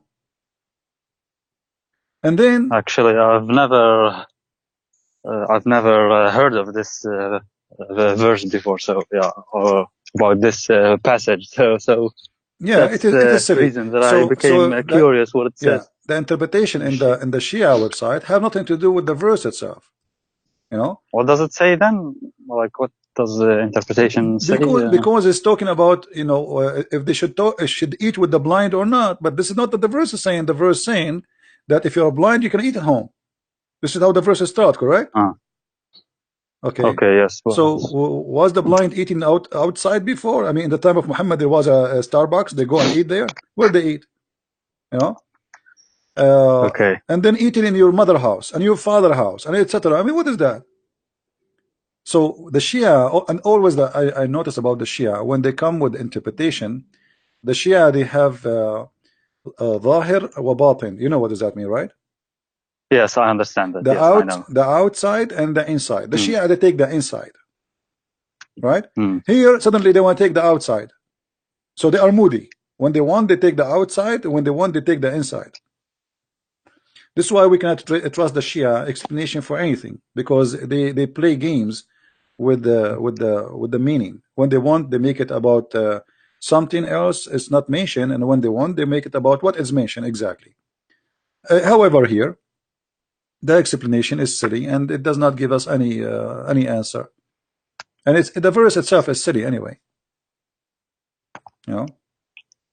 Yeah, I thought that maybe it was a joke that you was reading that, but then I noticed that it was real, like that is written in the Quran. So, what is your education about your belief as a Shia? Like, did you read? Did you study anything or? Well, I know much. I have much information about the Shia, but I didn't acquire it from reading, but from listening and from my family surroundings. You know, from gatherings. Like, have you ever heard about an angel? His name is Futros. Yes, that's the story, right? Do you like Imam al-Hussein? Yeah. Do you like to tell the people about Futros? The story about Futros. Do you like to tell it? As long as you know it. Who is Futros? I forgot actually. It was about an angel that God punished him, and he disobeyed Allah. His name is Futros, and then he asked Allah. Allah said to him, either I punish you now or in the judgment day. Correct? Yes. And then Futros, he said, no, punish me now. So Allah broke his wings and he put him in Hulunulu, in one of the islands in the middle of nowhere.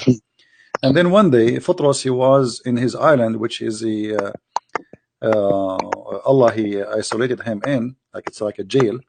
And then he heard a noise in the sky, and he saw a very huge number of angels. And Futros, he screamed, he says, who is this? What's happening? Jibreel answered, he said, I am Jibreel. He said, what's happening? He said, today a great thing happened. The prophet, he have a grandson, his name is Al-Hussein. And then Futros, he said to Jibreel, can you ask Allah, please burden, so I can go and visit the grandson of the prophet, and I can wave my wings over him. I mean, the Shia, they have a huge section of fantasy, you know. And as an example, the Shia, they believe, and you are a Shia, that they believe that Muhammad and his family, they are made of nur, right? Made of light. Right. Yes. Okay. Yes. So when Fatima, she married from Ali, what the Shia they say? What do you mean? Like, because they say they are nur, they are light. So Ali is light, Fatima is light, right? They are made from light. Muhammad is light, Ali is light, Hassan is light. So when Ali, he married from Fatima, what happened? He just married her, like, No, they say that the light married from the light. تزوج النور من النور.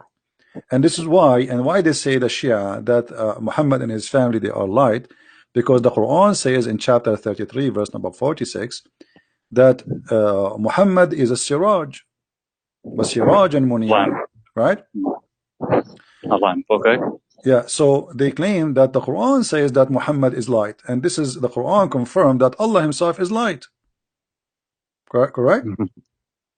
So okay, but Muhammad, and here we notice a second ago I told you that the Shia, the funny about them, when they want they take the inside meaning, when they want they take the outside meaning, correct?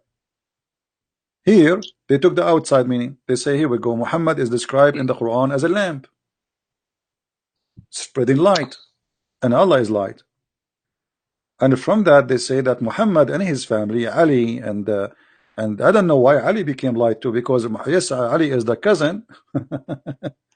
But if this is the case, it means all the cousin of Muhammad must be light too, correct? Why only Ali? Yeah, it's yeah, they say the 14 infallibles, like Muhammad, the three musketeers, Fatima, and the 12 imams, like Ali. Yeah, but you know, Hassan, no, you see, and, no, but you see here you see the hypocrisy here. Ali is a cousin of Muhammad, correct? Okay, but Muhammad, he had many cousins. So why only from Muhammad and Ali and down we go with their childrens after that? And why we don't count the cousin of Muhammad, the other cousins? You understand me? Yes. Why only Ali? From all the cousins, he is light. I don't know, actually. Yeah. They say, yeah, like God created them first before everything. Like, yeah, they were stars in the forehead of Allah.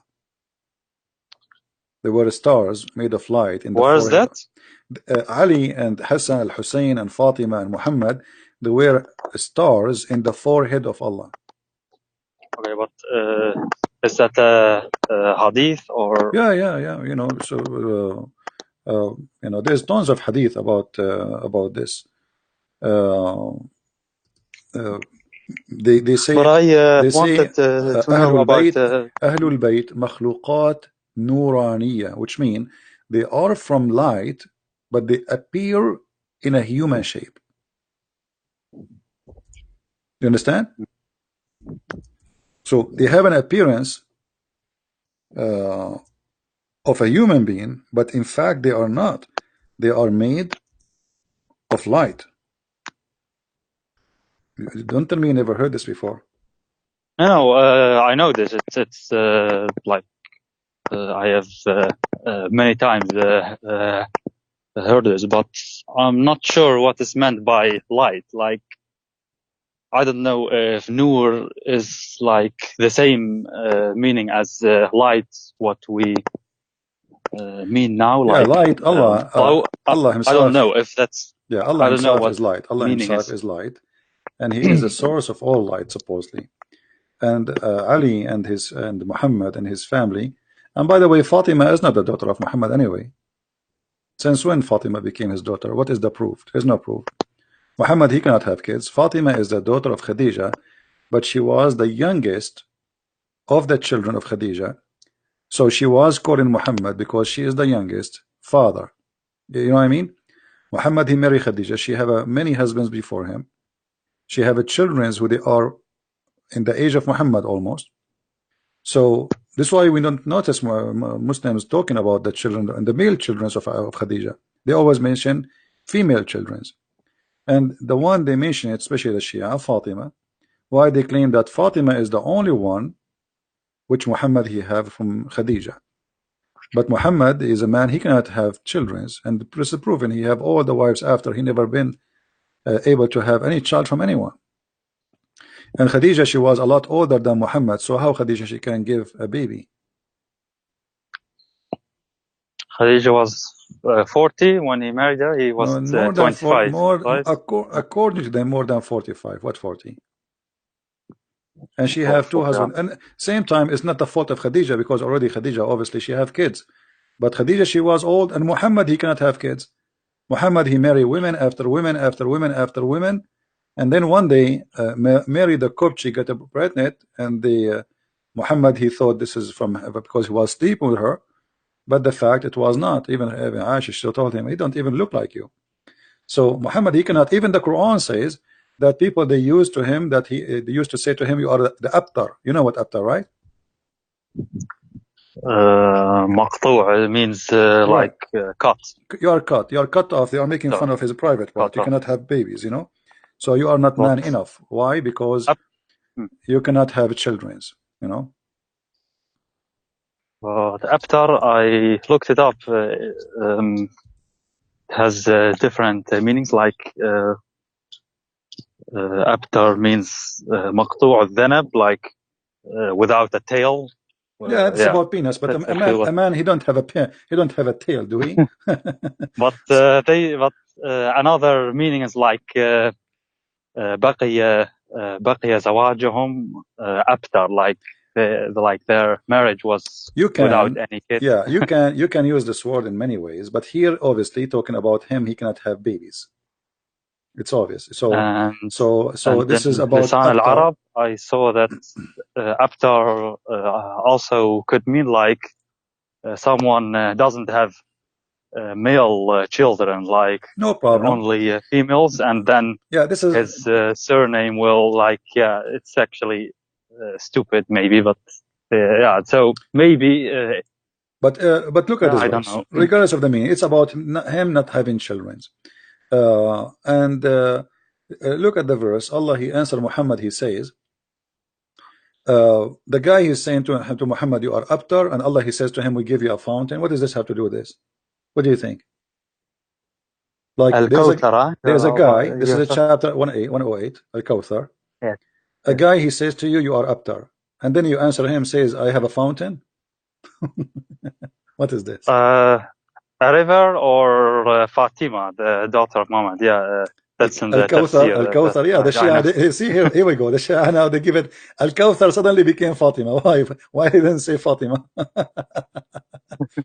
So Al-Kawthar, supposedly, according to the Muslim Sunni interpretation, it's a river in the heaven, and this river, its water is whiter than milk, and it's sweet. All right, and I believe that Al-Kawthar is a river of sperm, because what the connection between this and this? Think about it. The guy accusing Muhammad that he is not man enough to have babies, correct? He's trying to insult him. I'm not 100% sure, because abtar seems ambiguous, and I don't know, like okay, I will go like with you. You cut said off his, you said he don't have private part, but okay. Can you, like, is there a dictionary or a my tafsir friend, or any use for that? السيف البتار. What is السيف البتار? The cutting sword? Sharp, I don't sharp, know. the one who cuts Sharp. anything. Okay, so this is abtar. It's a past tense, so it's cut off. As simple as that. All right. So after is about cut off. The guy is making fun of him. He's saying to him, "You don't have a penis." As simple as that. Yeah.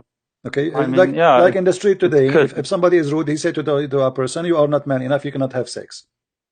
All right. And actually, there is a reason for that. I don't know if you know the hadith where Muhammad says, I was the most weak person between all mankind in sex, and then I invoke Allah, and He sent me a dish of al-kufayt, which is kebab, and I ate it, and I get the power of 40 men. You know the hadith? Which book is that? We can find it in many books. This is all over, you know. So he invoked, and even Fatima, even Fatima, she ate from that. I don't know what happened to her after she ate that kafta. So let me find some reference for you. Al-Kafi or Bihar al-Anwar. Let me see if I can find it in the Shia. But for sure we can find it in a Tabaqat al-Kubra.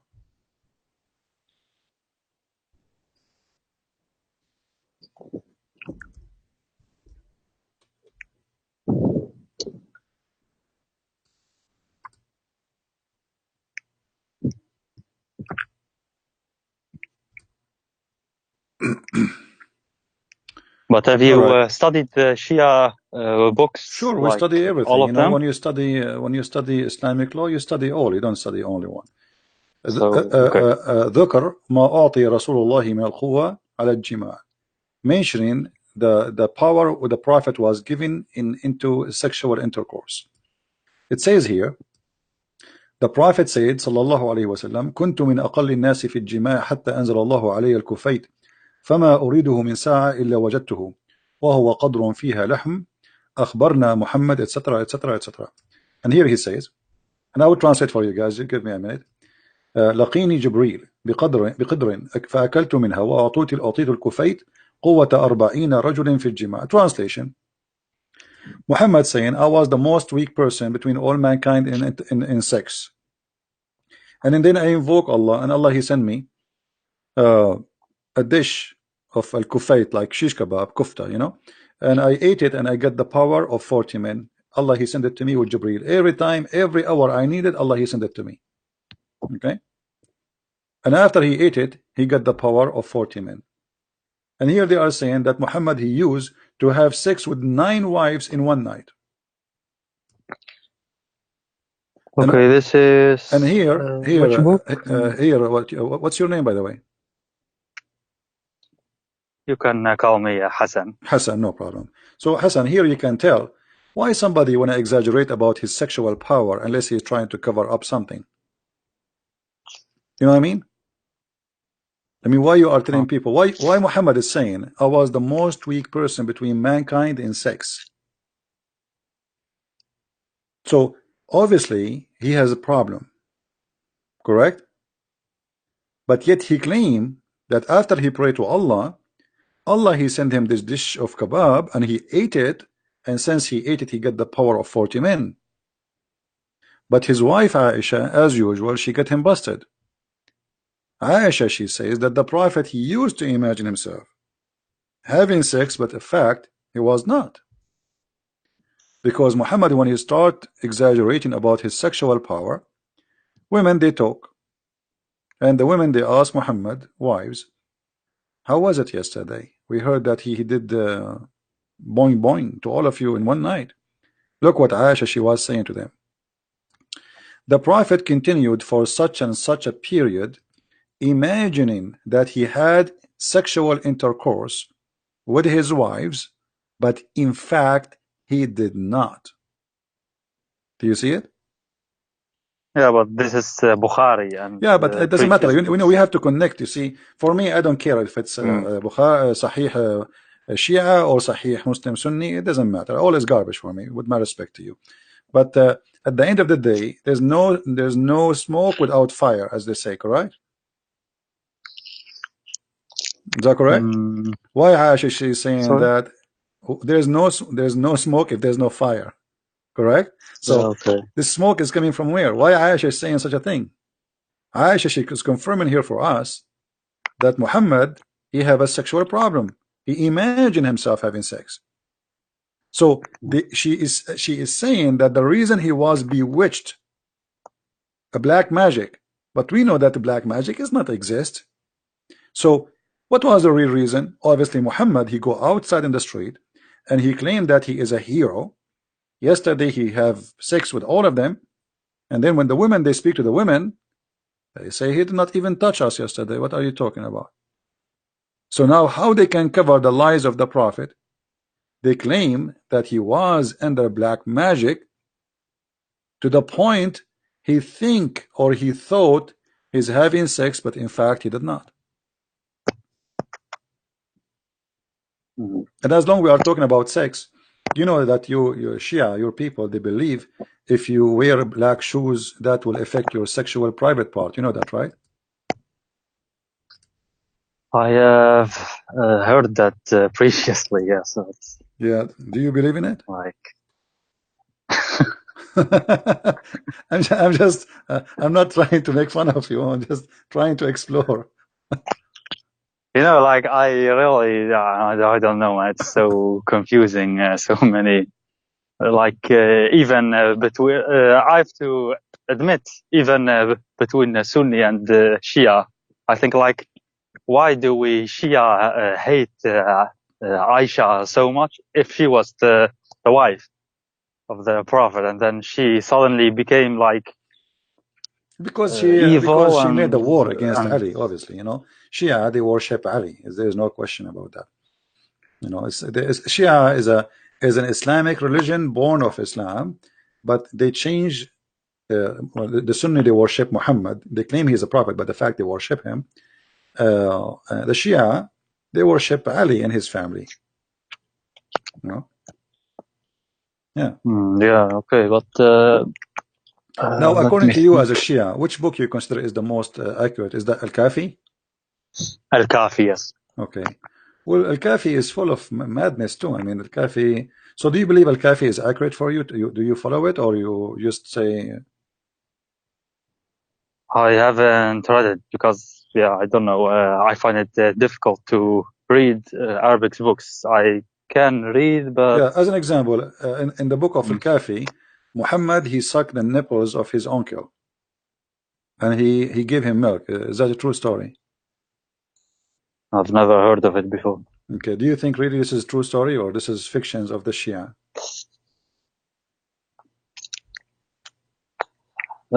If I think it's fiction from Shia.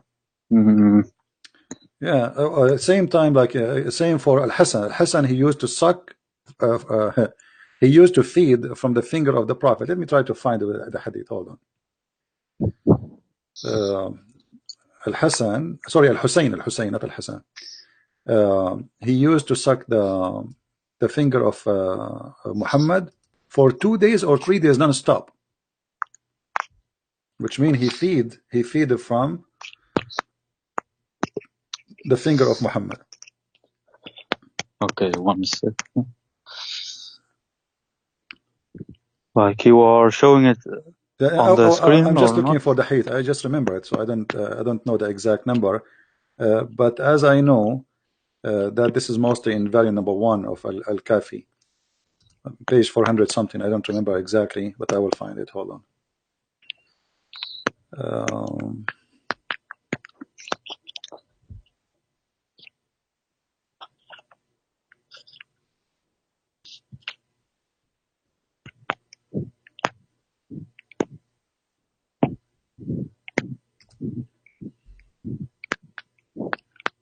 I'm just trying to find an official website. All right, yeah. If you go on Google, you can find it easily. I think Al-Kafi, Bihar al-Anwar.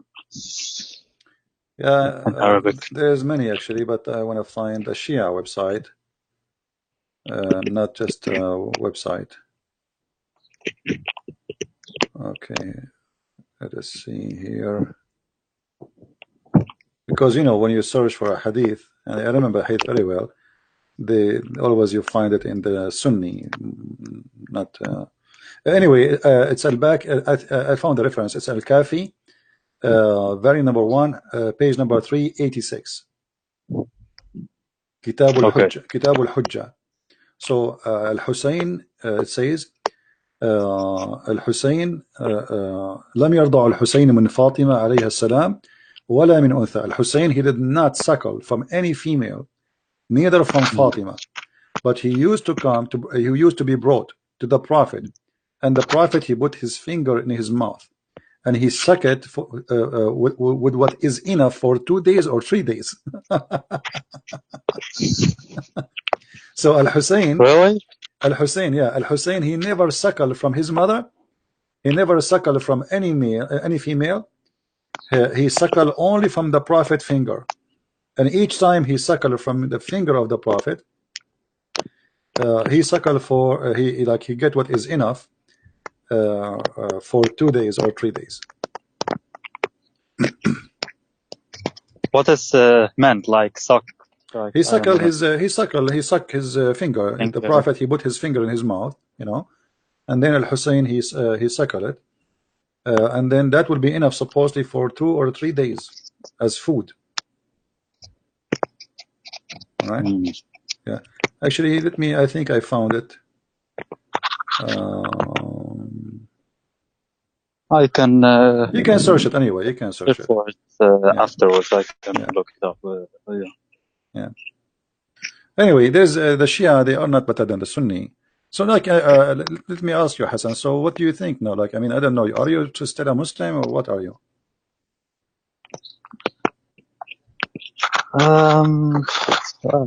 I find it really confusing. I have to be honest with you. You know, it's yeah.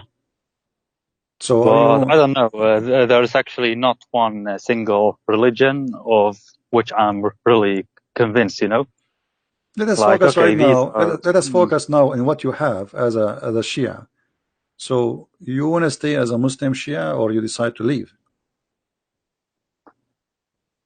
You know, yeah, these things that you show, okay, they are true. Like, I can't deny them, and okay, they are strange. But at the same time, there are other things. I don't know that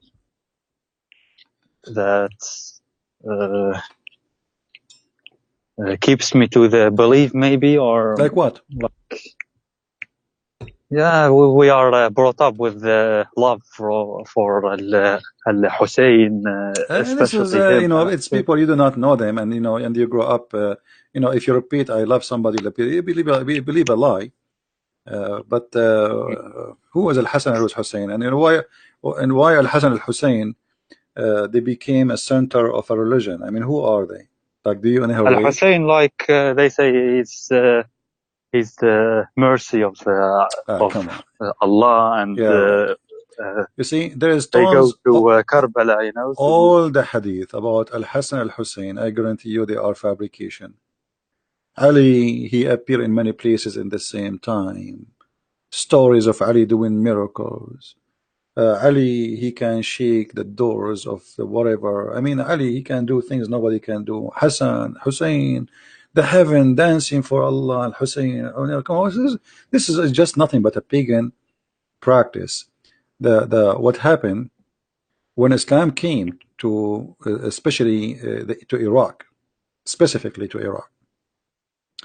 In Iraq, there was Yazidi, there was a Christians, there was Persian, and the Muslim, they came with Ali, correct? Ali and his family, they came to Iraq. In Iraq, yes, they Yeah. came in Iraq. Yes. So this is why here we find that they made a replacement of their previous cult,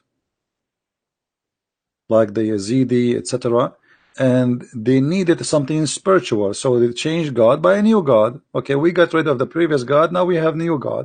So Ali became God. His children became, and they fabricate tons of stories about those children, who they are incredible, who they are like impossible. Like Al-Mahdi as an example. Who's Al-Mahdi? Can you tell to the people here what is Al-Mahdi?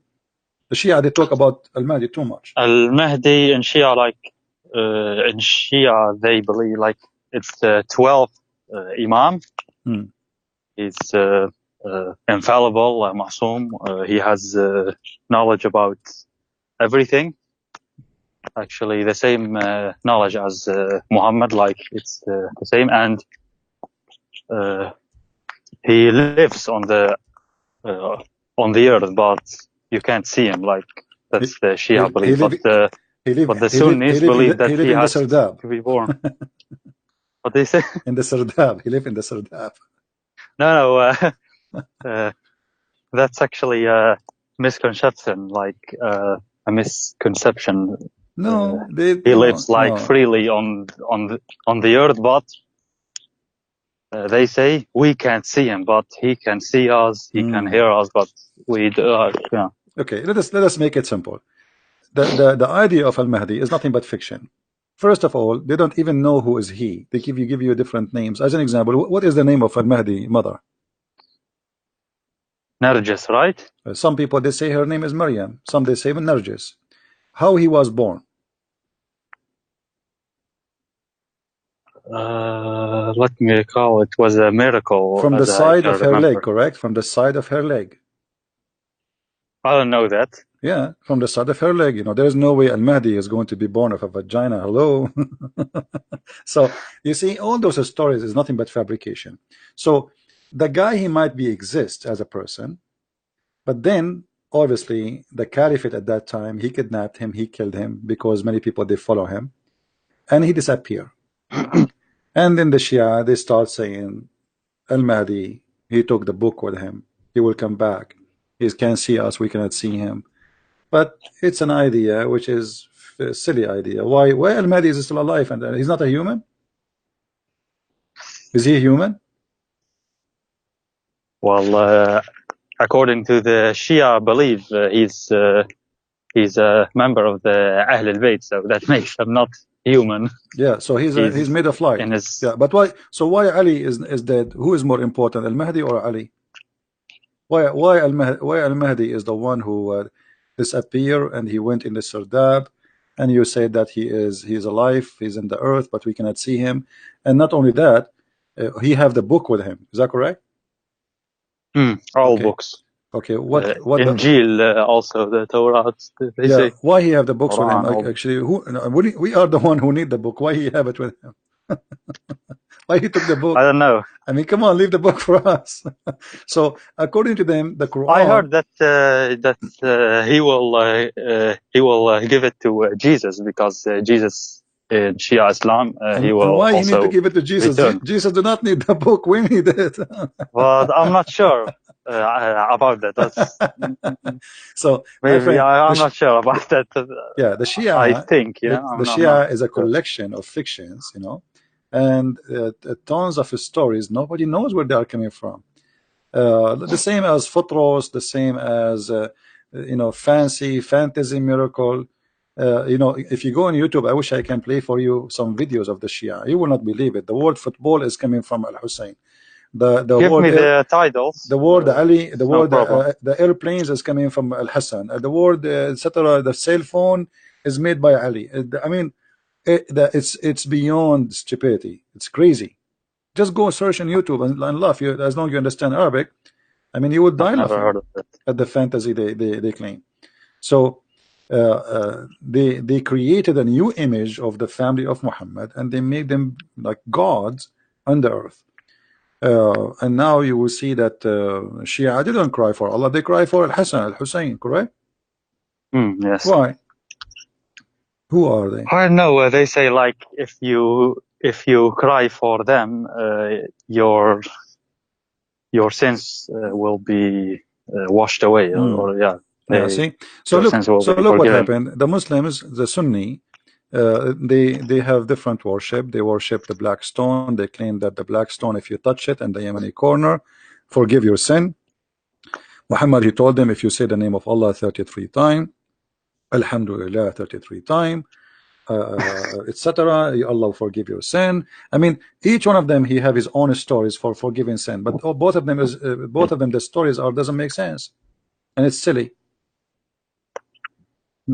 But the thing is, Sunnis say about us that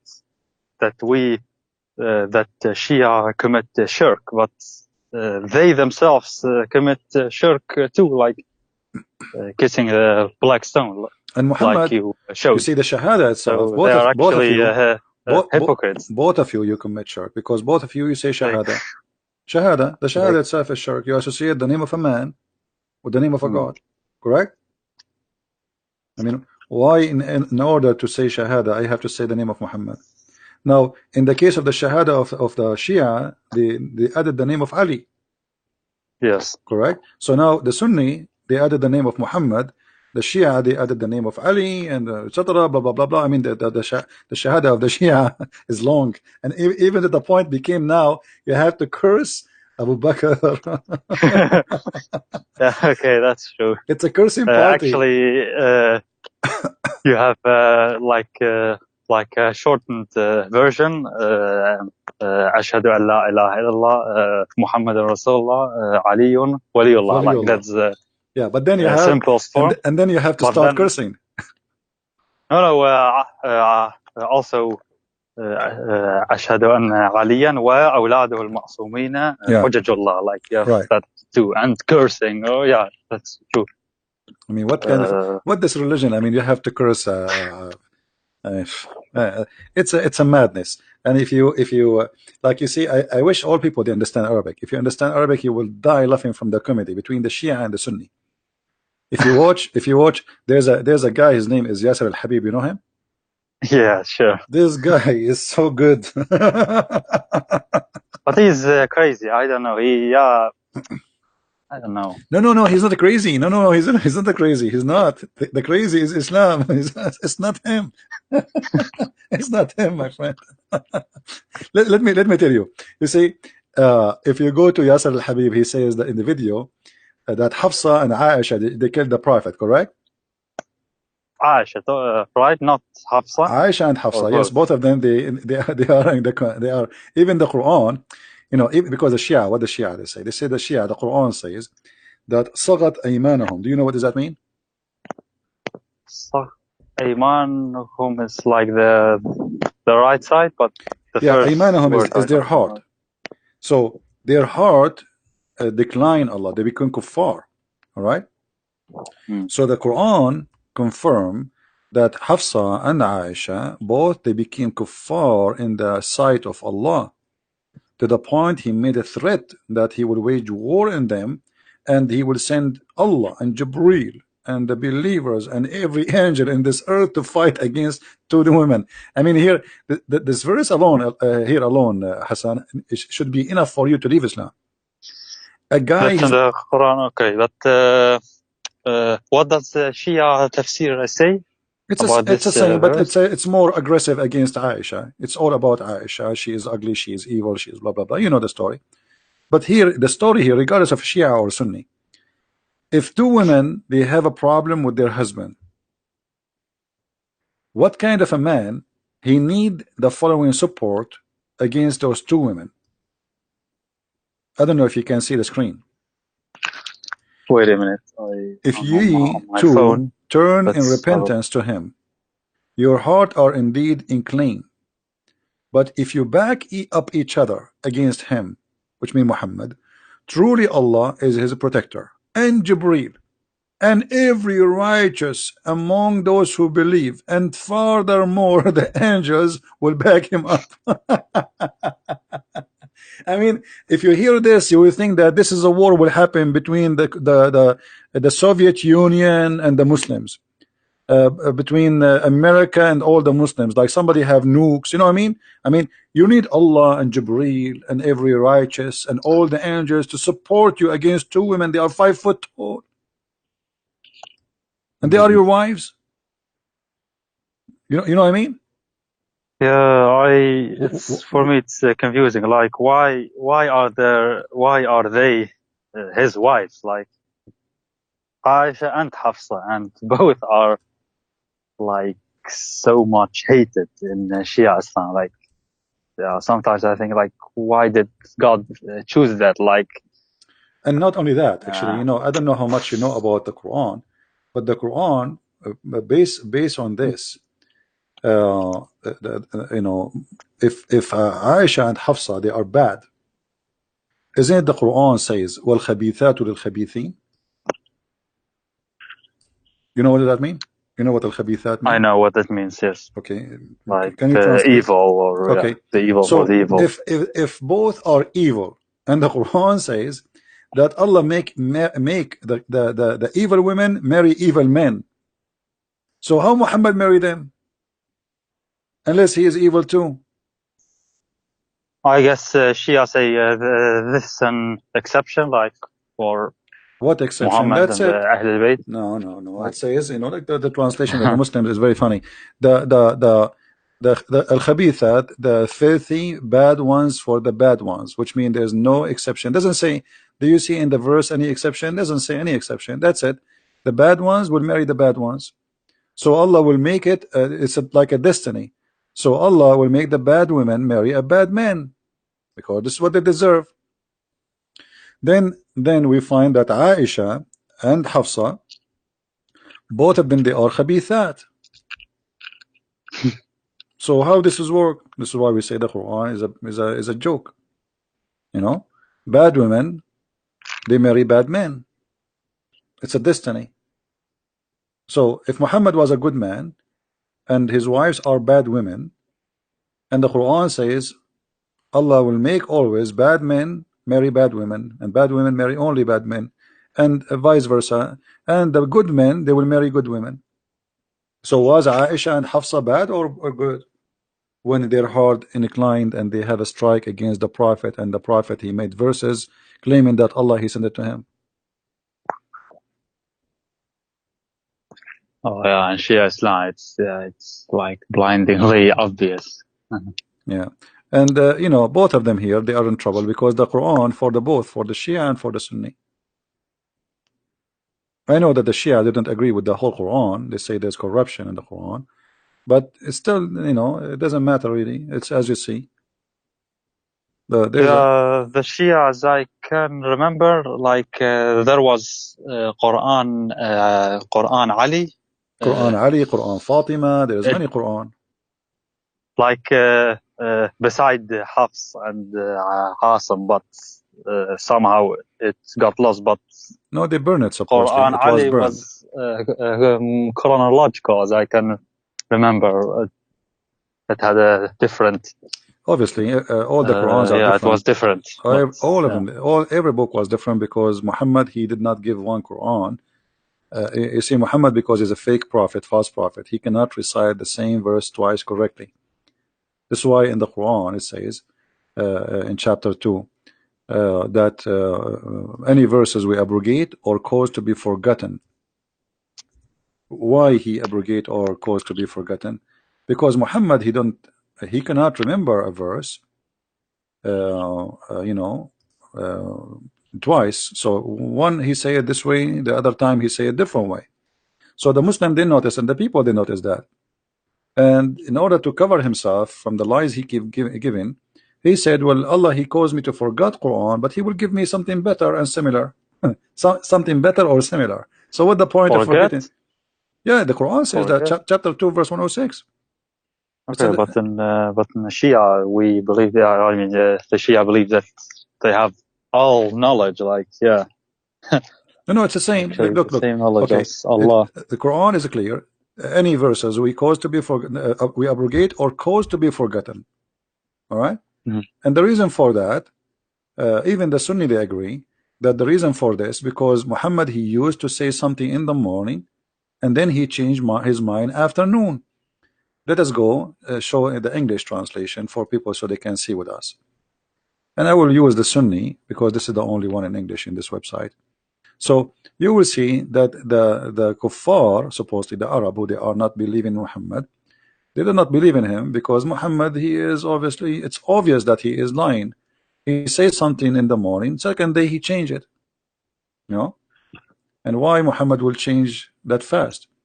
I mean, if you are a prophet of God, I mean, I don't know what's wrong with this website, it's not working. Which tafsir is that?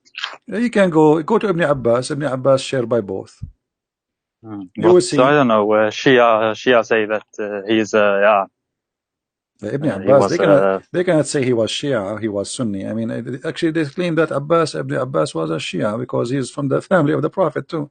I heard a scholar say like he's a Hashimi, so you may not curse him, but he still did like wrong things. I don't know. So yeah, he's not from all the Shia act and believe is based in political movement.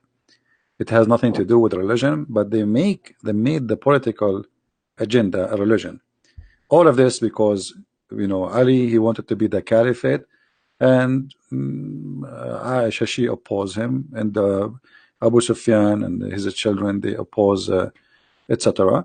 So, you know, it became a war between two sects, but it was not really in the beginning. It was not a sect. It was just fighting over power. This website have a problem. It's not opening. Yeah, but anyway, you can open it later. Chapter 2, verse number 106. You will see that you will see in the interpretation that the reason because Muhammad, he says something in the morning, and then in the second day he changed it. And the Arab, they will say, look at this man, he claimed to be a prophet. In the morning he enjoy his followers something, and afternoon and the second day he changed his mind. Same as the muta, like you Shia, you practice muta until now, correct? It is allowed, but I haven't seen any Shia that actually Oh, come on, the Shia, they practice likes it it. widely. They practice it widely in Lebanon. I mean, if you like ask someone like, can I? Yeah, I mean, there are stories about sheikhs that they say like, yeah, you can do mut'a, and then someone asks him, so can I do with your daughter mut'a? And then he becomes angry. So because he's a hypocrite. that's I know many of those Yeah, you can stories. do muta, but not with So my I daughter. mean, But so I isn't mean, isn't it the same? Isn't it the same with the Muhammad? Muhammad, he allow everybody to marry more than one, right? When Ali yes, he wanted to marry additional women over Fatima, Muhammad was very upset. You remember? really? Oh yeah, I don't know. because he's a hypocrite. So Where's that? every man, you can search it. Maybe like because we will go soon. Maybe you can call me tomorrow. Okay. Muhammad, he have no problem. He himself, he have 13 wives. Ali, he wanted to marry additional women beside Fatima. Muhammad, he got so upset. Not for my daughter. That's what he said to me. Not for my daughter. And here you notice the hypocrisy. Suddenly, all the teaching he taught, it's gone. You know, he taught them, the Muslim men, it is your right to have an additional wife. But when Ali he want to marry additional wife, suddenly Muhammad he don't agree, and that because he's a hypocrite man. Maybe tomorrow, if we go on live on air, you can call me, and we can talk about this topic. Anyway, All Hassan, right, that's good. it's time for me to go. I can stay longer. Thank you for calling. It was nice talking to you. Feel free to call us Thank you. always. But let me ask you finally, after All the right. end of this conversation, you still want to be Shia? You still want to be a Muslim? Be honest with me. I mean, you are laughing. You know, I can tell you are laughing. You are not a believer, like- really. I mean, what is like left? there are some ahadith I find it strange. For example, like Muhammad says that whoever doesn't eat meat or doesn't like meat and perfume, he is not from me, or such. Yeah, and nukah. I don't know. And sex too. So I think, like, why? For example, meat. Okay, you can like it. You can't like it. Like, what does have to it's do a with choice. God anyway? What does have to do with Perfume. God? No, what does have to do with God? What does have to do with being bad and good? It's silly, right? But the thing, I don't know, man. It's so like, it's scary, the picture about hell and everything. You The see, punishment, like they say, if trust you me, leave Islam, then you will. Trust me, I'm a believer too, and I believe in hell and heaven too. But it is the hell I see is being a Muslim.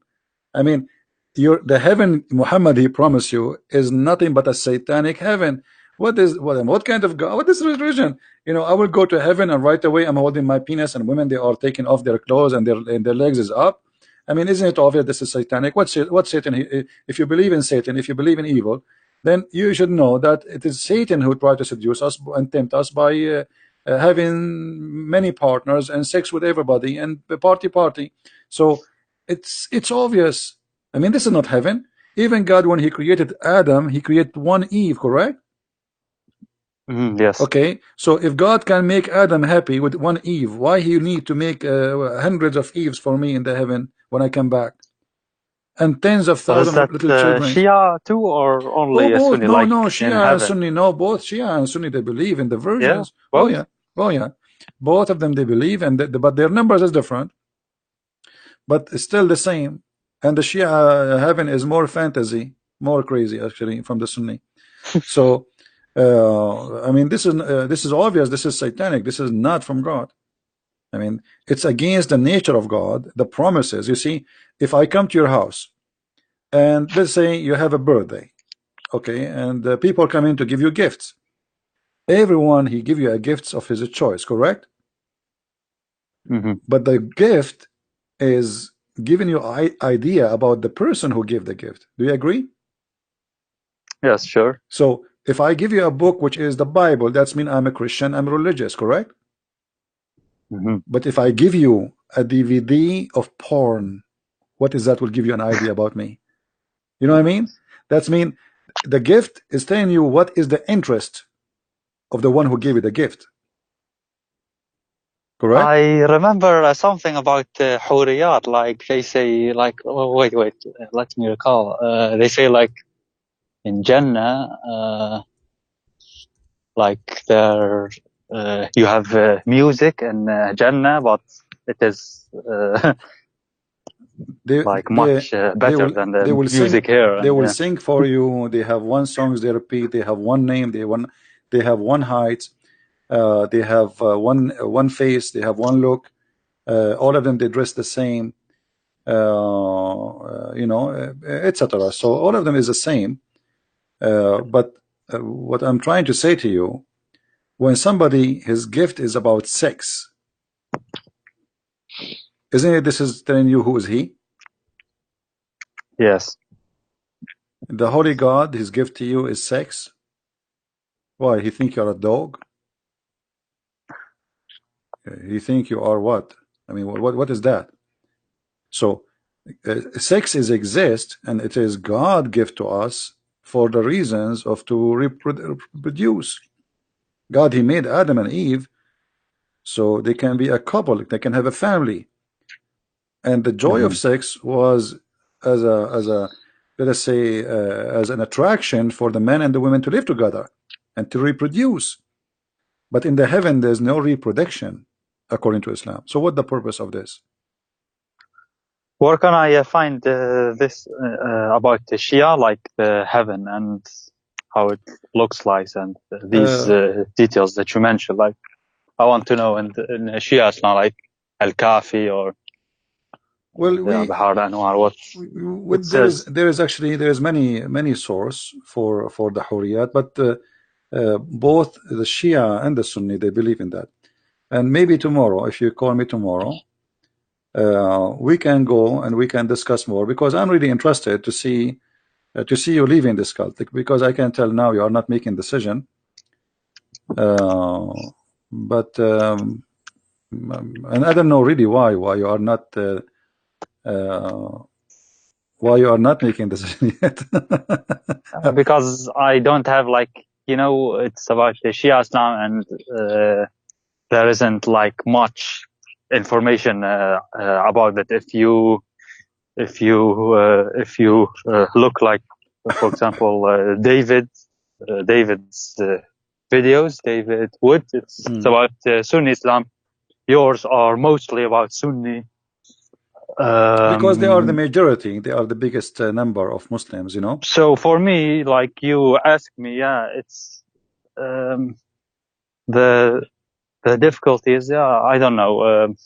I don't have much information, and people criticizing it and discussing it, and it's mostly in Arabic. So yeah, I think that, you know, if I have like many narrations and stories from tafsir shown from Shia Islam, then okay, I can but have the time and then think about it, you know. All right, but you know, you yourself, you know that the Shia and the Sunni, maybe they are different in the branches, but at the end, all of them, they have the same ending.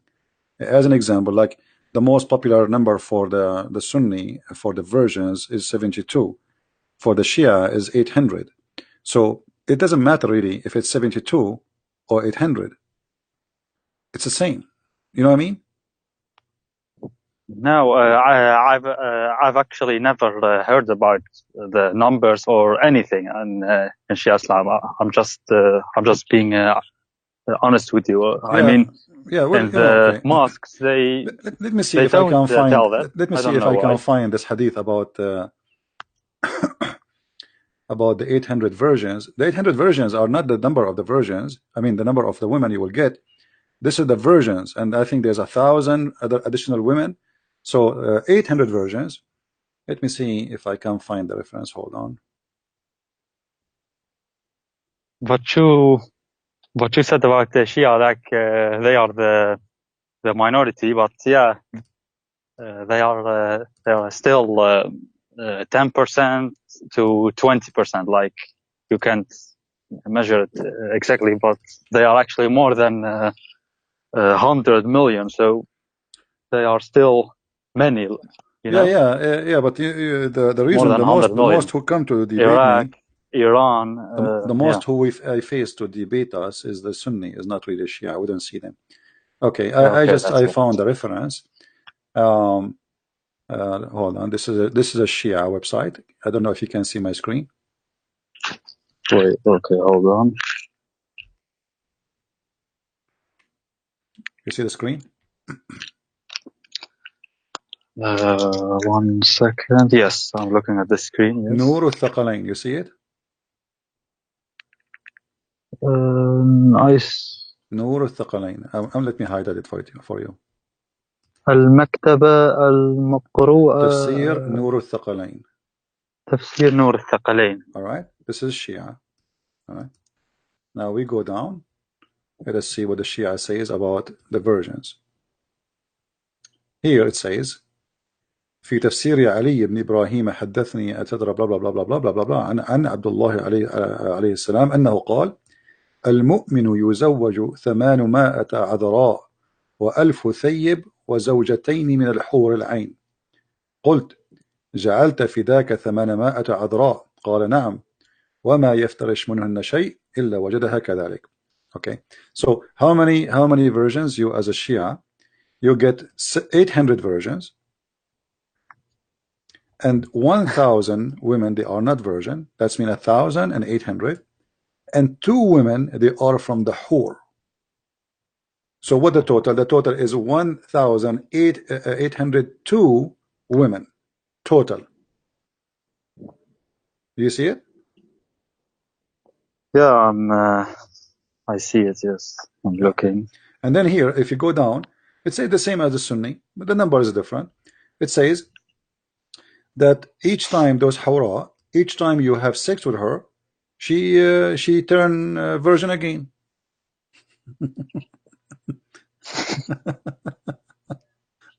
Anyway, so and then she would wear 70 clothes, 70 like see-through clothing, and her husband, he see the marrow of her bones. This is exactly what the Sunni says too.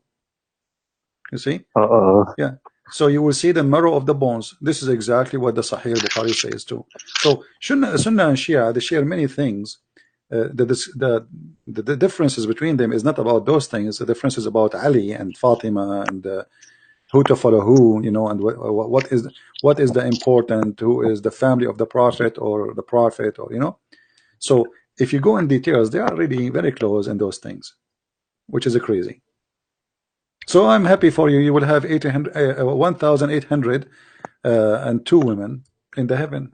I mean, what do you want more? Just remember us, like, you know, maybe you can send me 5 or 10 when you go there.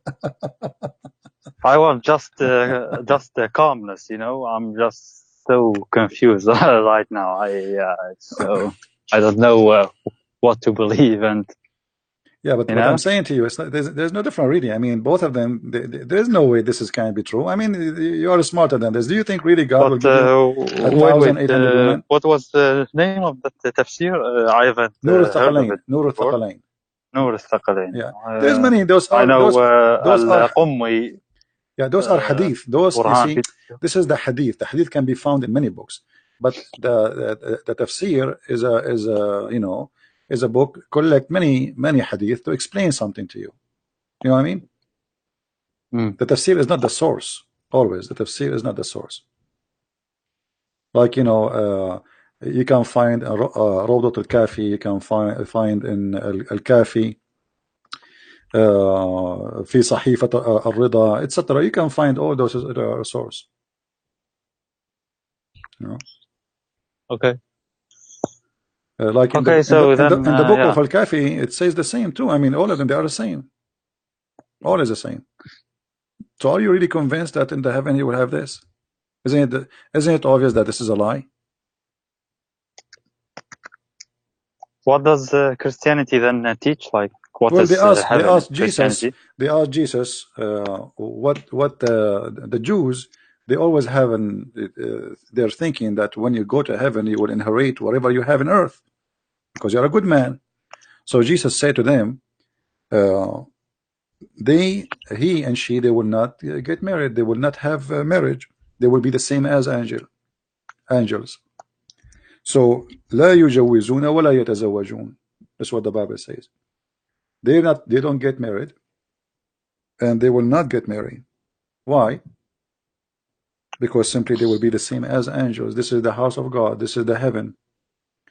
So the heaven of Christianity is totally different from the heaven of Islam. We cannot compare. And that makes sense because if God is holy, his house is holy. So how we will be in the presence of God, in the house of God, and then we find ourselves doing nothing but it's like sex party. It's not even sex. It's not a sex with wife. It's sex with women who you don't even know. You never met. You know? Why is that? I mean, why in the world does God will create for me women I never met? Like now, when he says to you 1,800 virgins and 1,000 women plus 2 from the Hur. Okay, I never met any of them. So what is this for? And those people, those women did not choose me. They did not choose to have sex with me. I did not choose them too.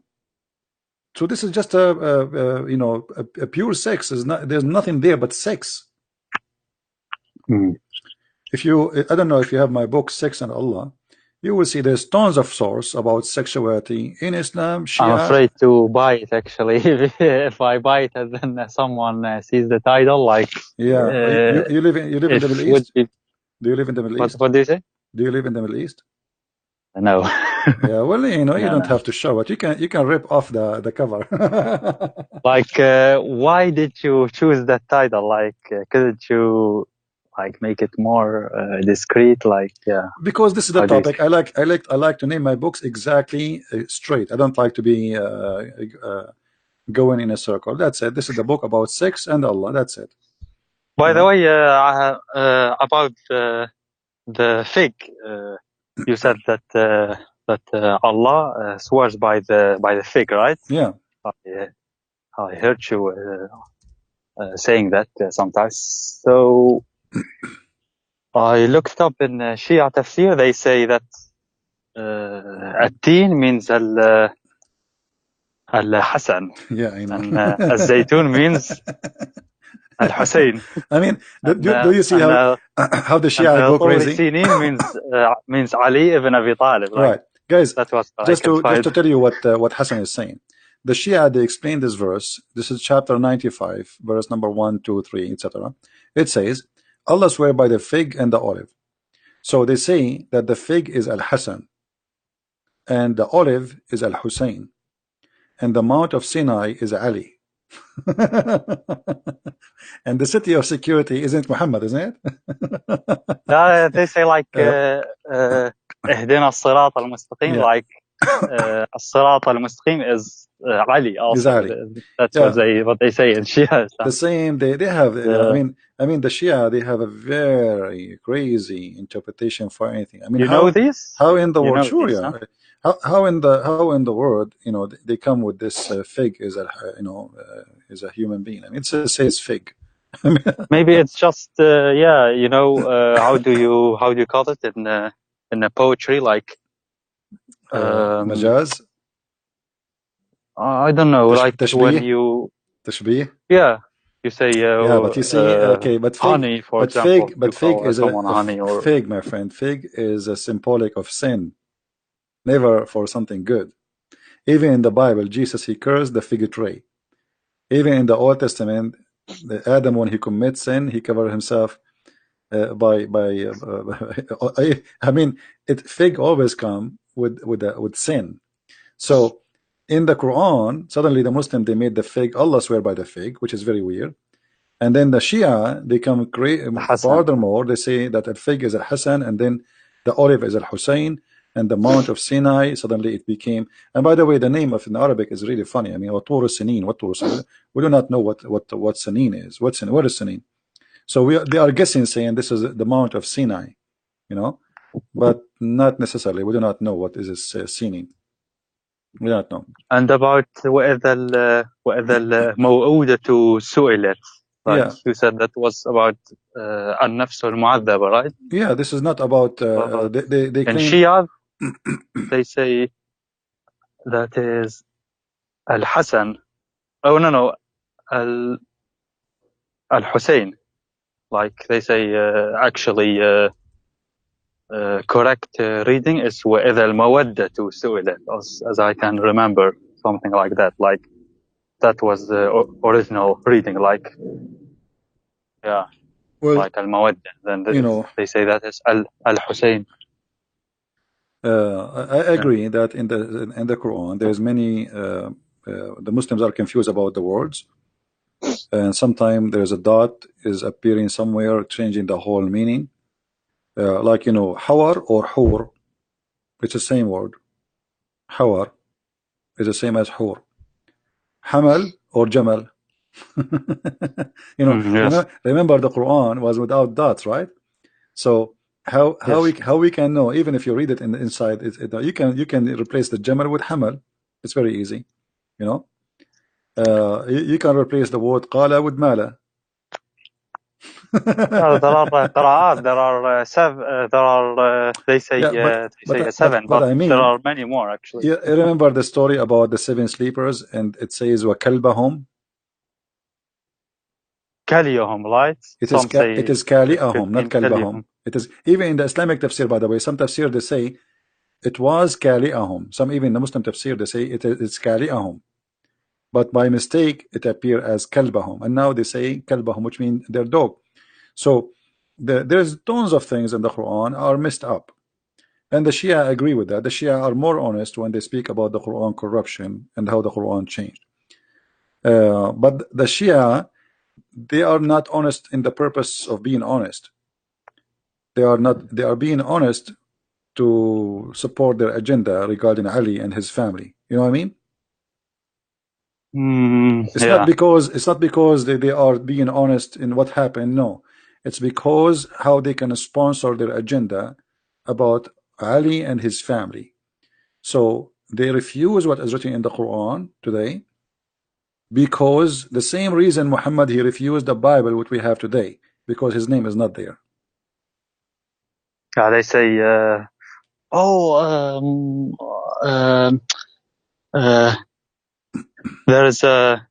there's a Shia sheikh, he said that Hussein is mentioned in the New Testament. Like, oh yeah, sure.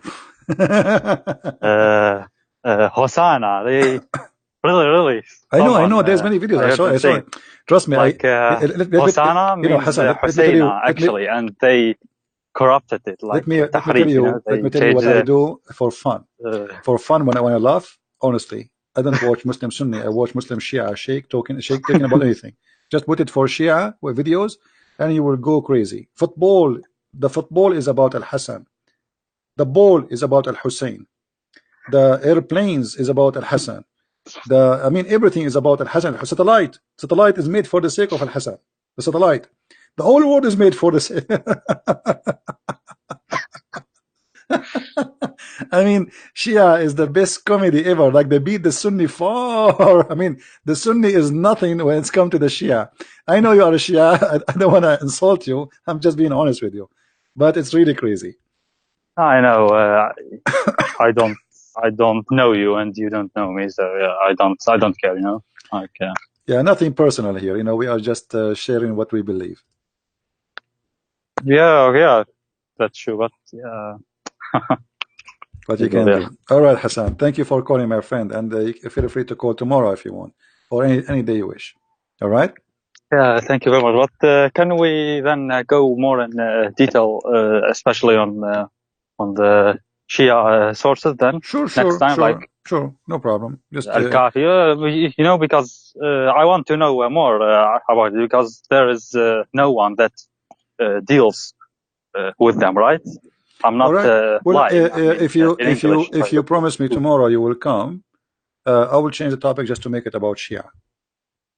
Tomorrow? Yeah, I don't know if you can tell. Anyway, don't worry about it. Don't promise. Just call me, All and right. then we will change the topic to make it about Shia. No problem. All right. All Just right. once, huh? Okay. Yeah. Anytime All you right. wish. That doesn't Thank matter. Not once, twice. We can do it as many as you wish. Who cares? Okay. Okay. No problem, my That's friend. good. Thank you very much for calling. Take care. Okay. God Bye bless. bye. Bye. All right. Well, I'm glad that Mr. Hassan, he called us. He's a nice gentleman. You can tell. You know, by the way, right away you can tell if a person is coming from a good family, and if somebody is coming from a trashy, you know, like you know, they say you are what you eat, and here what you eat is what your family around you, what they feed you. So you can tell that this gentleman is not a bad person. He's a kind man, and he's trying just to find the truth. As simple as that. So he's welcome, really, anytime to call. But as you see, the Shia is not really too much, like they are too much far from the Sunni when it's come to the deep in the religion. But the end is the same. Both they believe in violence, both they believe in killing, and both they are willing to kill you for the sake of their God, whoever their God is. If you go to Iraq right now and you insult Ali, you're dead. That's it. They will cut you pieces alive. You know. If you go to Iran and you do the same. If you go to Saudi Arabia, you insult Muhammad, the same. So it is just they change the person who is the most important. Both they have a different political agenda, but both of them believe that they are supreme, and both of them they believe that they have the right to exist, and the other one don't have the right to exist. Both of them believe in taqiyya, which means you can lie. It's okay to lie. Actually, you should lie. Both of them believe in the versions. Both of them believe that the non-Muslims are filthy. It's the same, but the difference is who is their leader? Who is their they follow who? Who is their best man? The Sunni, they follow Muhammad as leader supposedly, but then they took the side of Muawiyah and the Umayyan caliphate, Bani Umayyah, and those they became their leaders. So the Sunni, they consider themselves the Umayyad caliphate people, and the Shia, they consider themselves they are the Ali caliphate people. And both in history they have war with each other, and they actually Ali and his children, they've been slaughtered by the Sunni. So Shia is simply those who believe that they are victims of the Sunni. That's why they hate them very much, and that's why the Sunni, they hate the Shia very much. And now all the conflict we see in the Arabian Gulf between Iran, Saudi Arabia, Emirat, Yemen, you name it, all of it is a Shia-Sunni conflict. Since 1400 years ago until now, they did not solve this conflict, and they will never solve it. One of them have to erase the other one, and this is their target. One need to erase the other one. So who's going to erase who? And the Shia now, actually, they are growing by number, and many of the Muslim Sunni, they are converting to the Shiaism. And there is many reasons for Sunni to convert to Shia. First, the Shia, they have many, let us say, many appealing things for the Muslim Sunni to make them follow. Number one, they follow the family of Muhammad. The Sunni, they follow the enemy of the family of Muhammad. The Shia, during the last 20-30 years, they were fighting Israel, while the Sunni, they did not take fighting Israel as something serious. Their target was different.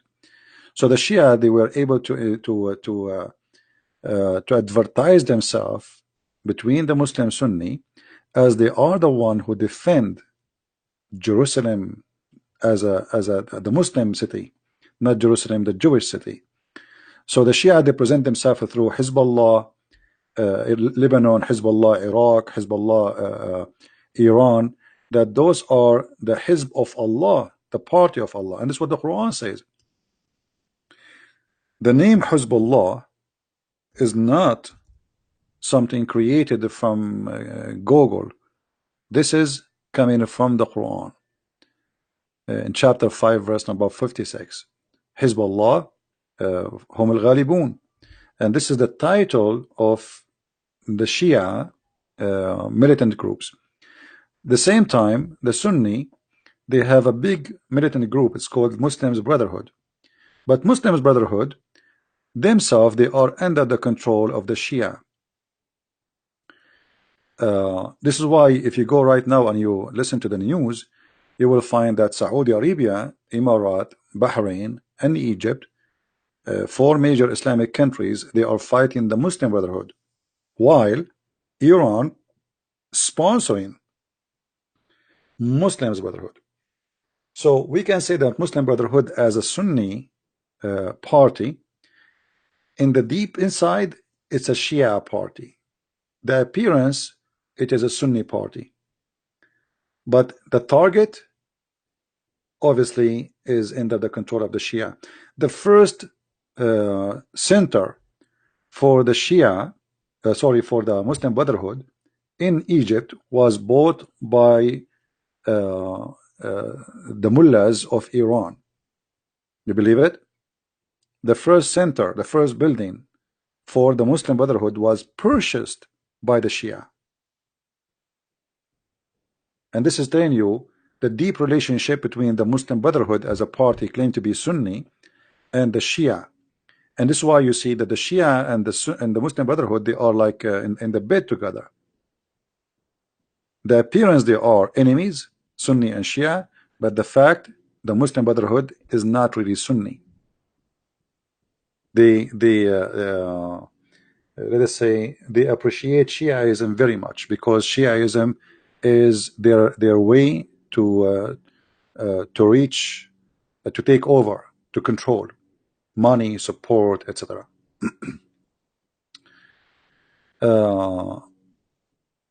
Anyway, so I think we have enough for today. The video today will be long, but if you guys would like to download it, feel free. If not, we will remove it after a few hours, or maybe we will keep the conversation with our friend here, the one Hassan, the one who called us. So I want to say thank you. And the Shia made Quds Day in Israel for Palestinian Sunni. The Shia, you see, the Shia, they are smarter than the Sunni. The Shia, they knew how to fool others when it's come to appealing, but in fact the Shia, they don't really want to fight Israel. As an example, you see the Shia Iran using the Shia Hezbollah in Lebanon to fight Israel, but the Shia Iran will never go in war with Israel. Why? So the Persian here, they control the Shia Arab and they use them for their agenda. So the appearance is Shiaism, but in fact it is more than this. It is Iran as Persian expanding the empire again, using Shiaism this time. So they are sending teachers to Africa because of the help of Chavez, as an example, in Venezuela. The Shia now, they have villages of Shia immigrated from Lebanon, from Iran, and they live in Venezuela. They open stores, gas stations. The vice president of Venezuela right now is a member of Hezbollah. So Shia, maybe it is a sect as religion, but it is nothing but a political movement seeking power and control, and they are controlling the drugs industry.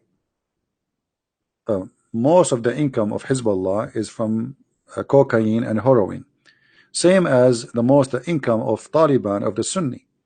Most of the income of Afghanistan as Taliban is cocaine and heroin. So they have no limitation how far they can go. It's a mafia mentality.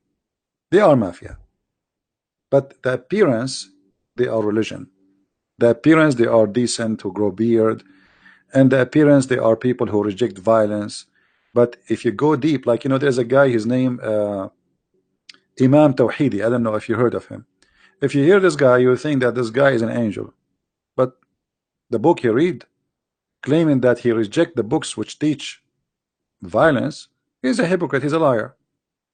Because the Quran teach that, and the Shia books teach that, and the school he graduated from, it teach that. So what this guy is talking about? But the Shia always, they practice taqiyya. It's like their bread and breakfast. Taqiyya, which means to lie for the purpose of your propaganda, your agenda. So he is willing to say anything you like to hear. This is what Shia they do practice. This is why I'm saying they are more successful from the Sunni. The Sunni, they lie, but they cannot beat the Shia in their lies. So Shia, they go far beyond your imagination when they lie. They are willing even to deny their religion just for the sake of their propaganda. It's called taqiyya, and it's lawful for him to do it. So they will say to you anything you like to hear, anything, whatever it is. If you say to them, the sky is yellow, they will say the sky is yellow. Whatever make you happy. It's red, it's red. You are against terrorism, we are against terrorism. But the fact, the first suicide bomber in the Middle East was from Hezbollah, was not a Sunni. This is the truth. The first suicide bomber in the whole Middle East was a Shia from Hezbollah. And after that, all Islamic Sunni, they are copying the Shia. Everything you see around you from terrorism, why after the revolution of Iran, the Muslim Sunni, they start making militant groups? Because they look at the Shia, how they were successful to have their own state. And the Shia, they sponsor other Muslim Sunni to have their own states. So they will not be alone as Islamic state, so they will be target of the whole world. And this is why you see in the beginning, from the beginning, the Shia, they sponsor the Muslims Brotherhood. But then the Muslim Brotherhood, they turn to be, they give more babies like Al-Qaeda and like ISIS. And then ISIS, they cause a problem for the Shia. So look what they do. They sponsor evil, and then evil come back to them. The same as America. America in the beginning, they sponsored the evil of Al-Qaeda, and even Osama bin Laden, he was called in certain time in America as a hero. He's a hero. You know, in New York Times you will see it, the article. The CIA, they go and train them, and they give them weapon, and then Al-Qaeda, they return the favor to America by doing 9/11. So when you sponsor evil, always evil come back to you. And we should learn from history. Otherwise, we are a bunch of fools. Never ever sponsor evil, because it's going to come back to you. With this, I want to say thank you for being here. May the Lord bless you all. And until we see you maybe tomorrow again, Christ is Lord and Islam is false. Thank you very much. Take care.